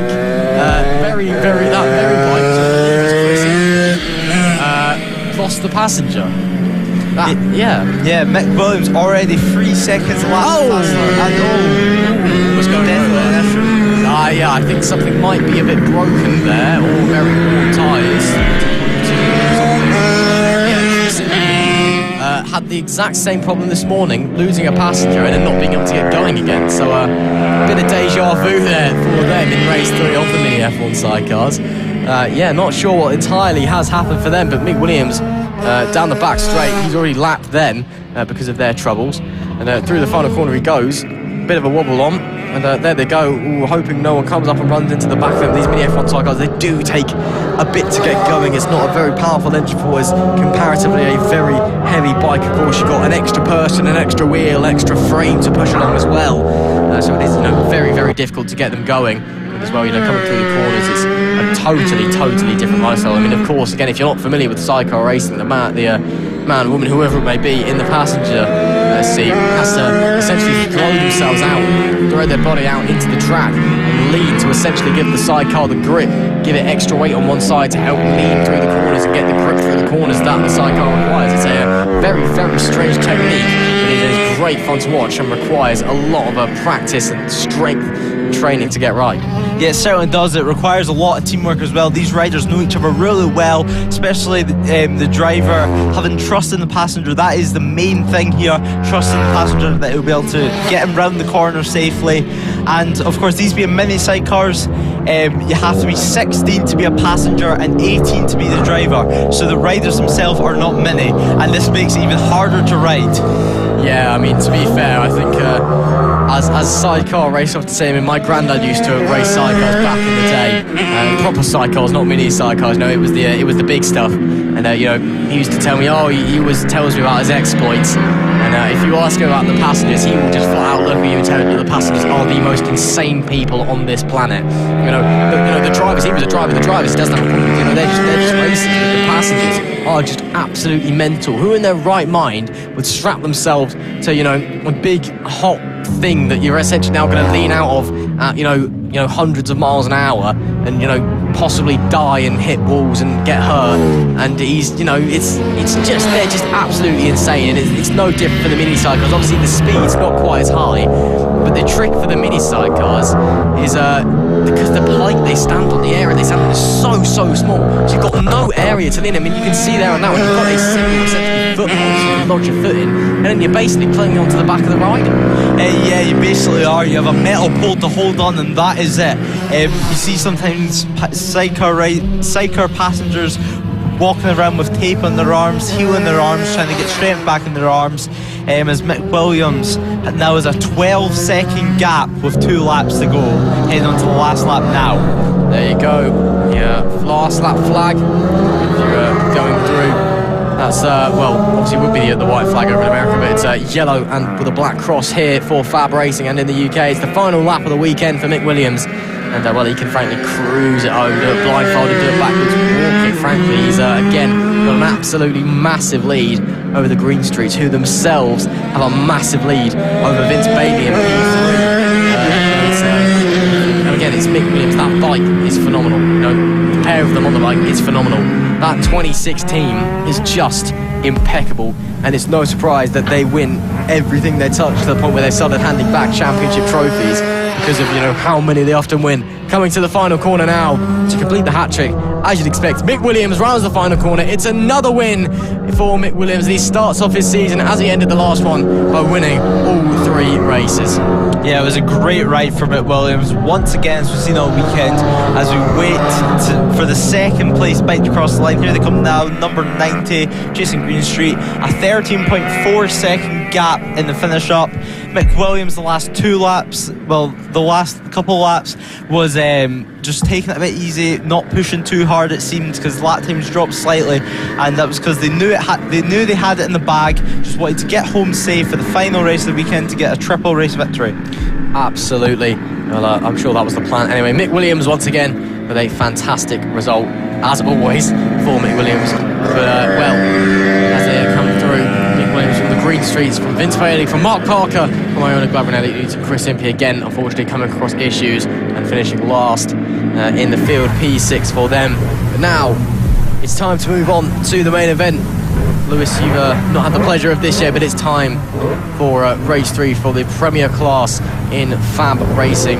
It is time for race 3 for the LS2 Helmets Mini GP70 British Championship. Of course, this being the highlight of the weekend in FAB-Racing, where we've seen 2 brilliant races already this weekend. I mean, last race, race 2, the top 8 riders nose to tail for the last 5 laps. Yeah, it was a great race. It reminded you of a Moto 3 race. It was a train of riders following each other, trying to get past each other as soon as possible. We're running very, very close to the lap record in race 2 there. Nothing to separate them. Ethan Sparks got a race win, which he really, really deserved after such a great weekend. But after some issues in both qualifying and race 1, crashing in the exact same place, he's done amazing just to get confidence in the motorcycle again and get a race victory in race 2, which he'll be hoping to repeat in race 3. Absolutely. I know that Ethan's been struggling with his front forks this weekend, just not quite happy, and it was almost scary how identical his 2 incidents were. Coming down in exactly the same place, the bike doing exactly the same thing, him doing exactly the same thing. It's just one was in qualifying when he'd set his first lap ready. One was in the race as the riders head out for their sighting lap. There is Marco Holt on his 58 this time on the correct bike. Well, this is the big one, to repeat that. This is the one that we've all been waiting for, the Premier class here at FAB-Racing, the LS2 Helmets Mini GP70 British Championship on these GP bikes. This series, I know I say that FAB is the gateway to the British Talent Cup, but this series specifically is the gateway to the British Talent Cup. This is where, all of the teams are looking. This is where, the riders of tomorrow in Grand Prix racing are. This is where BSB, this is where MotoGP, this is where World Superbikes is looking. They're looking at the GP70 Championship here at FAB-Racing because they know this is where the riders of tomorrow are going to be. Yeah, it certainly is. Ethan Sparks, such a great talent, won the championship last year. He's back in the Mini GP 70s this year with the British Talent Cup age limit obviously going up. So he's here for another year. As we see him there line up into pole position. Ronnie Harris has had a great weekend so far with one race win. He'll be hoping to do it again this weekend.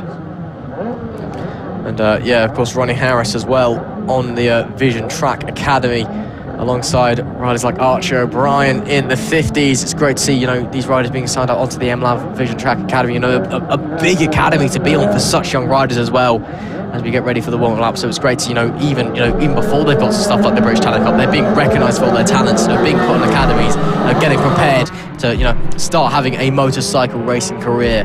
Ethan Sparks goes from the pole position, Henry McCartney alongside him with Ronnie Harris in P3 and Joshua Williams in P4. It's Marco Holt in P5 with Luke Fitcher P6, Samuel Munson in 7th with Harry Payne 8, Blake Wilson and Ollie Sims round out the top 10, Ruben Bray and Noah Guillory make the 6th row grid, and Hayden Whiteman concludes the grid of 13 bikes as we get ready for the high point of the weekend. This is what it's all about here at FAB-Racing. All of the eyes in the paddock are now turned to this race. As they head down the back stretch, well, again, Lewis, nose to tail in the last race. Do you think we're going to get much similar in this one?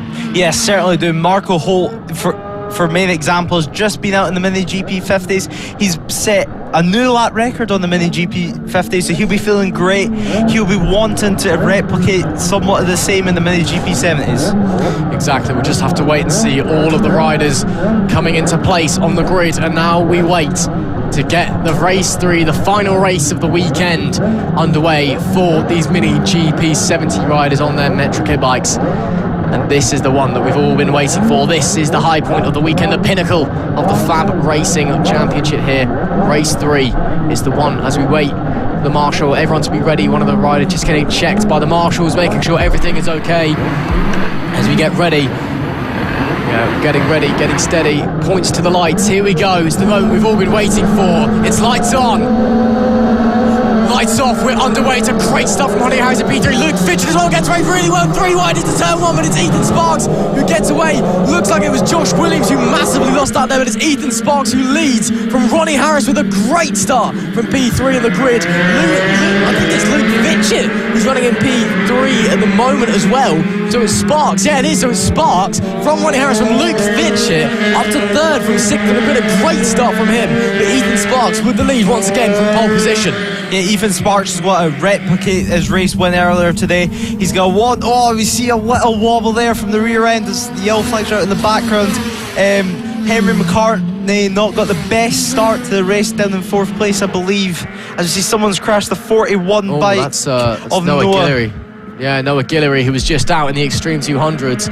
Looks to be okay, but problems with the bikes as we carry on anyway. Lap 2, Ethan Sparks still leading, and again looks like it's nose to tail for the top 5, the top 6. Ethan Sparks sets a 44 on his first lap. Very, very competitive indeed. The track has been getting quicker all day. This is the fastest that the riders have had the track. There is Noah Guillory, seems to have problems getting going. Oh, the front fairing seems to be broken, so that'll be that for Noah Guillory as the remainder of the riders. Look how close they are coming down. That's Luke Fitcher having a look on Ronnie Harris to the inside. I don't think he's going to be able to do it no earlier on the brakes. Marco Holt also having a look up the inside of someone. I believe that might be Josh Williams he was having a look on, but no, doesn't make the move. So Marco Holt on Henry McCartney, sorry. So Marco Holt with a lot of pace at the moment. Samuel Munson, fastest lap of the race, they're down in P6. So these top 5, 7 it would seem, they're very, very close, and the 8 and 9 as well, close behind. Looks like it's going to be a very, very tense race. 10 laps still to go. Yeah, it looks like it's going to be a tense race. We can already see the train of riders starting to form, which we see them race 2 today. It's looking very, very similar with Ethan Sparks in lead, Ronnie Harris in 2nd, and Henry McCartney now into 4th place with what's to be... here we go, a bit of a move there. Marco Holt was trying to get up into 4th, McCartney's in 3rd.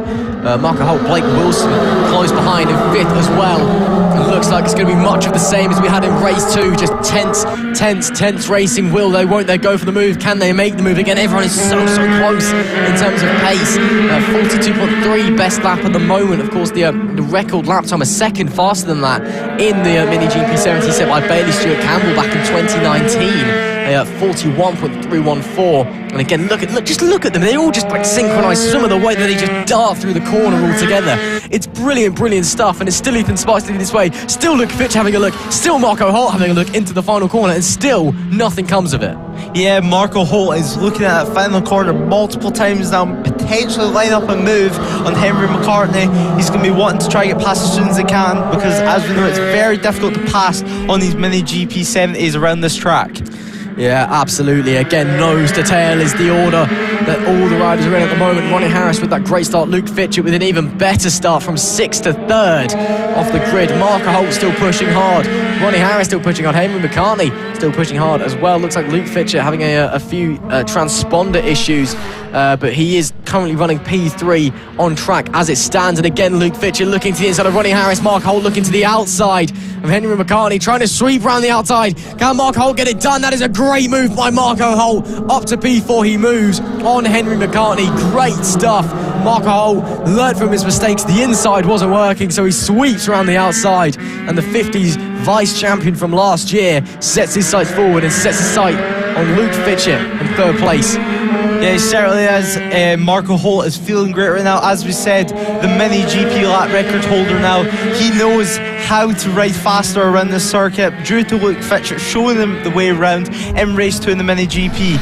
Ethan Sparks still leads the way with 7 laps to go. He's going to be trying his hardest to break away from this pack, but it's impossible in this Mini GP 70. There goes Marco Holt again, round the outside with Luke Fitchett. He's done it again. Marco Holt onto the gravel a little bit. Can he get it done into turn 1? Ethan Sparks still leading the way. Did Marco Holt get past Luke Fitchett? Yes, he did.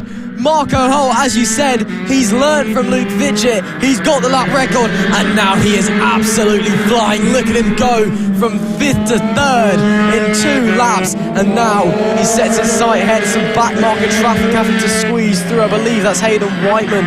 They just have to squeeze through. Now Marco Holt can focus his sights on Ronnie Harris. Ethan Sparks still under pressure as well as they come onto the back straight. There goes Marco Holt to the inside this time. Does he switch to the outside? No. Stays put. So for the time being, it's still there, but Marco Holt absolutely flying at the moment. Yeah, he certainly is. Ethan Sparks still leads the way by just 2/10 of a second. There's absolutely nothing in it in any of these riders. Right now, it looks like the top 6 or 7 riders are in for a victory. Yeah, very close with 5 laps to go. And in fact, Marco Holt again very close from the back of Ronnie Harris. Almost touching wheels. Luke Fitchett starting to lose and then fading away further behind. You've got riders like McCartney, Munson is starting just to fade just a little bit. Munson and Blake Wilson swapping places on that last lap. Now here we go. Oh my goodness me, Ethan Sparks. Noah Guillory didn't see him coming, and Ethan Sparks had to get well out of the way. And there goes Marco Holt with a switchback. Marco Holt goes to 2nd up the inside of Ronnie Harris. A fantastic move. And now Marco Holt sets his eyes on the lead. Brilliant stuff from Marco Holt. He is absolutely flying at the moment. Yeah, he certainly is. He's just showing his confidence right now. The speed of these bikes is incredible. 100 miles per hour these bikes are capable of. These are extremely fast. As we see, Marco Holt's already right on the back of Ethan Sparks, piling on the pressure, but Ethan Sparks is no stranger to this pressure and he is used to it, and I do not think he's going to crack, so Marco Holt is going to have to find some way to get past. But we've seen the pace that Marco Holt possesses in this race, and is he going to have another look into the final corner? No.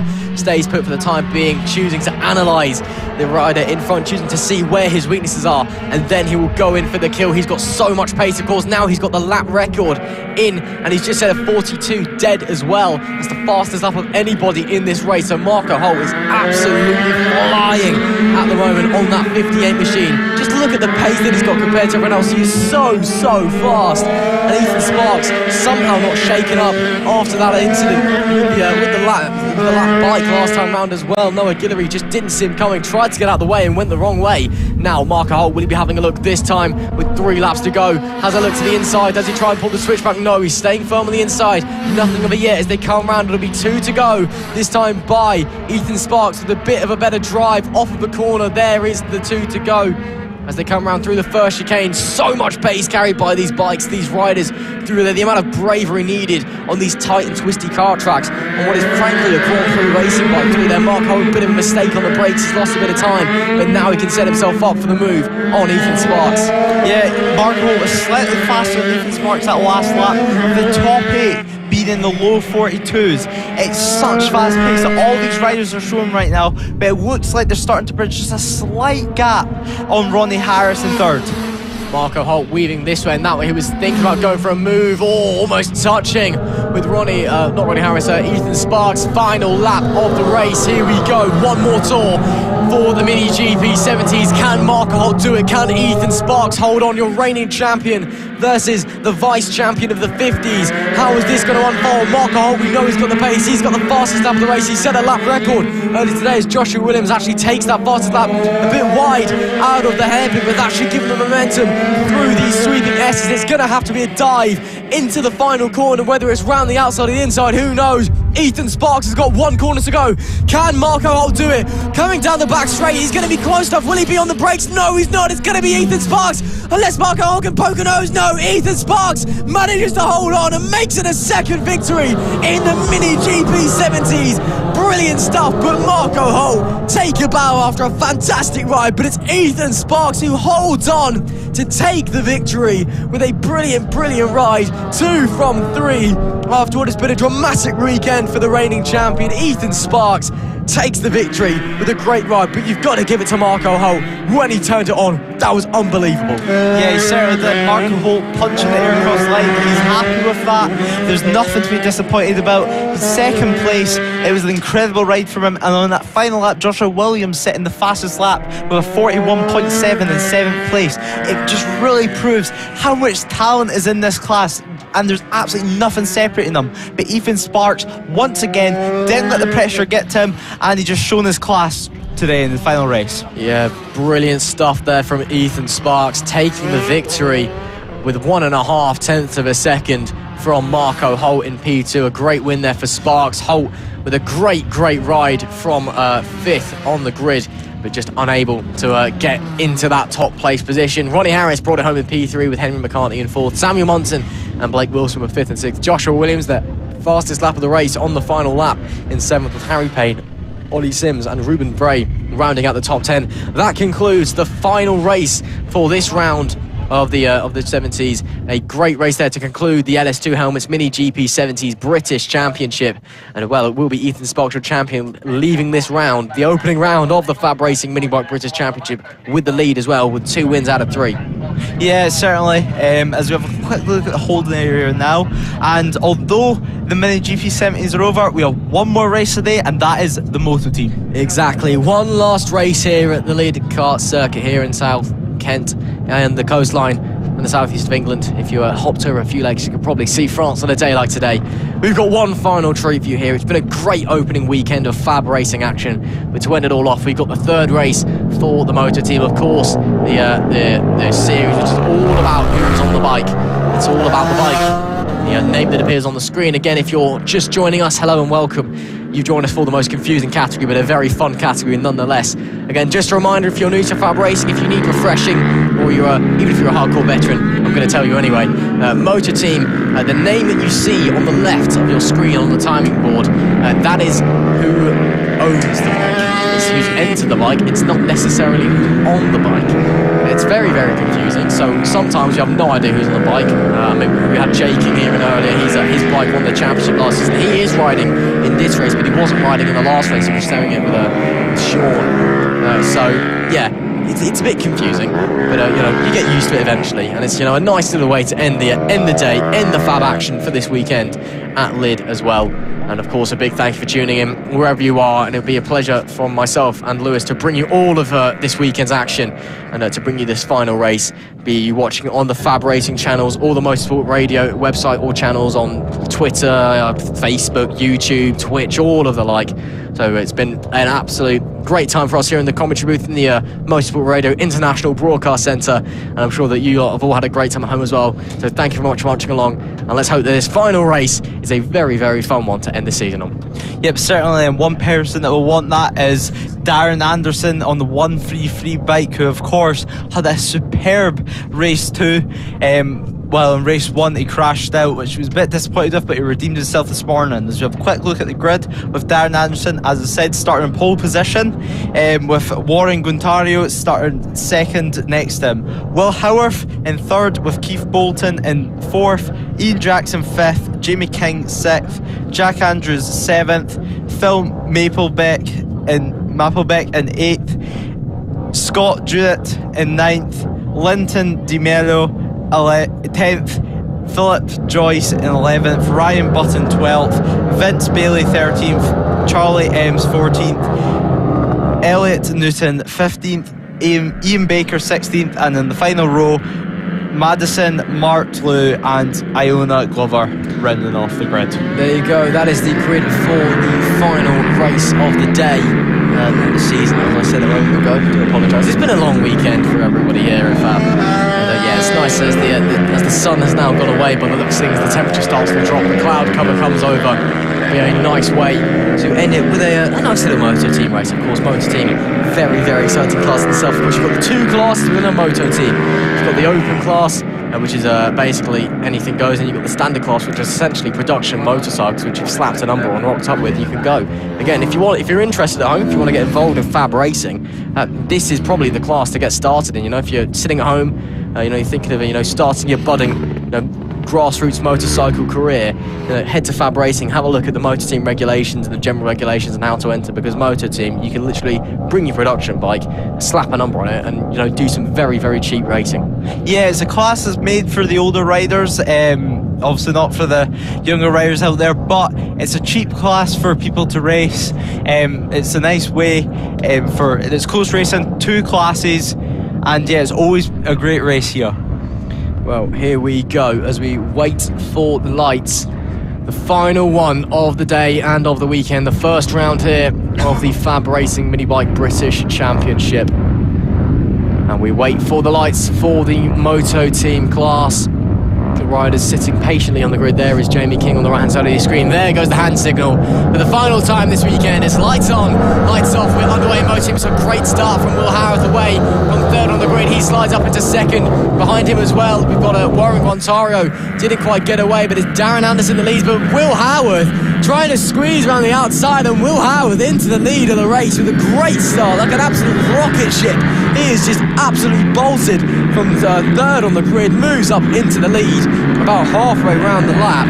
Great stuff there from Will Howarth. It's Darren Anderson following in P2, Warren Quintari following in P3 as well, Keith Bolton managing to hold on to P4 with Jay King in P5. So yeah, wow, what a start there from Will Howarth. He is shot into the lead of the race. Yeah, he certainly has, but Darren Anderson just behind on the 133 bike, starting obviously in pole position, and he will want to replicate that into a race win as we go to end the first lap with Darren Anderson appearing to have the same issue as last time out, with a slight transponder issue, with Will Howarth leading the way with a 48 flat. Yeah, exactly. So Will Howarth, 48 dead. That is a great lap time to be starting off with. Well, this front three still going strong. Of course, Darren Anderson had a tumble in race 1, but came back to race 2. No, it was Darren Anderson. Yeah, it was Darren Anderson who won race 2, wasn't it? So Darren Anderson won race 2 at the death. That's right. Yeah, it was at the death, very, very close between the pair of them. And then, after now he's looking to try and win race 3, but Will Howarth trying to make it 2 from this weekend. Darren Anderson poking a wheel up the inside as they come into the final corner, but he's not able to convert it into an overtake down the main straight. Will Howarth maintains the lead, 10 laps to go here. Warren Gontario as well, maybe having a look on Darren Anderson. Again, you've got to consider Darren Anderson in his position. He's got to attack, he's got to defend. If he goes for an overtake and gets it wrong, he leaves the door wide open and he could actually be losing position.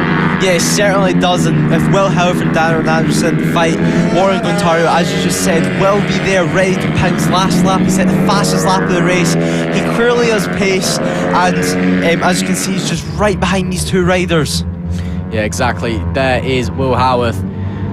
just sitting pretty in the lead. Apparently Warren Guantaro set the fastest lap of the race last time, a 46.253. So if these two at the front keep fighting, we could be seeing maybe a new leader, who knows. And at that time, it was Will Howard found 45.5, so the lap time's getting faster and faster as we go along.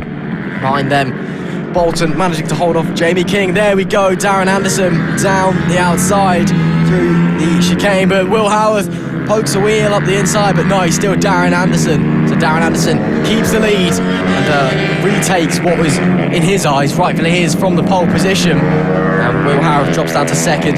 Guantaro behind as well. We'll be watching this with vague interest, because obviously he's racing with them at the same time, but he'll be hoping these two keep fighting, maybe even have a touch, and off they go, and he can inherit a very easy lead without having to do any overtaking.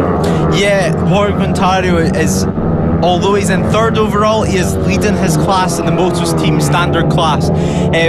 So he's already winning, but he wants that overall win. The overall win is what everyone wants in this race, with Darren Anderson still leading the way with just 8 laps to go. Will Howard will not let us go easily. Will Howard is just having a look up the inside, and that's not going to work. Darren Anderson shuts the door. I mean, it is interesting, because obviously on paper the overall win doesn't matter, it's all about the class. So right now the open podium, Darren Anderson, Will Howard, and then you have to go to Keith Bolton for P3. But the standard podium, you've got Warren Guantaro on the top step, then Jamie King and Jack Andrews in P3, 4 and 5 overall. On paper, it's the classes that really matter, as you do see there, that's Keith Bolton and Jamie King fighting each other. Jay King maybe having a look to the inside, but decides against it. However, in practice, when you're on the racetrack, it's all about that overall position. These riders, they just want to race each other. They're there for fun, obviously, but they just want to race each other. They want the overall win, because that's what matters to them. Yeah, it certainly is. I mean, although it's 2 classes, they're still pretty balanced, that even if you're on a standard bike, you can still compete with these open bikes. As one thing we love at FAB-Racing is that it's usually the ride that makes a difference, and not just who has the best bike.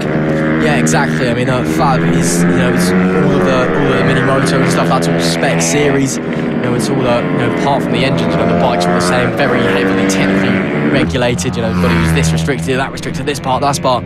This is the only real series where you along with the pit bikes, where you kind of get, and the extremes I suppose, where you only really get this freedom between the bikes. And this is even more so because you've essentially got 2 classes shoved into one. So this is in terms of bikes the most diverse grid that we have at FAB. Looks like Guantaro's dropped away a little bit from Darren, or from Will Howard, even, apologies. So he's lost a bit of time there on that last lap. Will Howard still pushing very hard. Yeah, it is, in terms of bikes, the most diverse that we have here at FAB, so it's very interesting to watch, just because of the sheer magnitude of bikes. I mean, we've got like a supermoto style bike, fending from a GP style bike at the moment, so where else would you get that? Exactly, nowhere else. That's where Ross. And as we see, with just 6 laps to go in this race, it looks like Warren Guantaro has slightly dropped back from these 2 front runners as we wait for them just to cross the line, with Will Howard leading the way with a 45.1 that time round, while Warren Guantaro is 9/10 off that. So it looks like Warren Guantaro is going to need a miracle to be able to come back from this with just 5 laps to go. Well, we'll just have to wait and see. I don't know if he's that sudden drop of a pace is maybe just protecting the bike and himself, or maybe he's having problems, who really knows. But well, it's Will Howard back into the overall lead, and squeezing past some lap traffic as well. That's oh no, Darren Anderson, and that is our battle for the lead. That's a real shame. Darren Anderson there getting held up by the lap traffic. And well, wave goodbye to our battle for the lead with 5 laps to go. That's a massive, massive shame. But as we've been saying all day, Lydd is not the best circuit for getting through lap traffic. Very, very tight, and well, very, very fast as well. And yeah, if you catch in the wrong place, you can lose a lot of time, and that's what Darren Anderson's done there. A big shame for him. Will Howard, though, probably breathing easy. He just now has to cruise home. Yeah, he does. I mean, he just caught lap traffic at the wrong time there. There was nothing he could have done. The lap traffic stuck on the same line. He did nothing wrong, but it's just one of those things, and that is a part of racing. Yeah, it is, unfortunately. That's just, it's lap traffic. They just show up, and racing is possibly one of the most luck-based sports on the planet. It's a sport that's it's the most political sport on the planet. It's the sport with the most money in the planet involved. It's also one of the most luck-based sports on the planet. When you get stuff like that, it is just sheer luck when you come across the back markers. You've just got to get them at the right time, and it can make or break your races. We've seen there Darren Anderson's race going absolutely out the window as a result of just some back markers being caught in the wrong place. here we see the battle for 4th overall. Keith Bolton versus Jamie King. Jamie King, of course, that bike bearing the number 1, it won the championship last year. Well, not that specific bike, because it was actually a pit bike style bike he was on last year. Those of the small 14-inch wheels bikes, they are no longer allowed in the MotoGP bikes. He was on a different bike to what he was on last year, along with many other riders, but still bearing that number 1. Of course, that makes him a 4-time FAB champion, including his 3 pit bike championships, which he's won across the years that he's been around.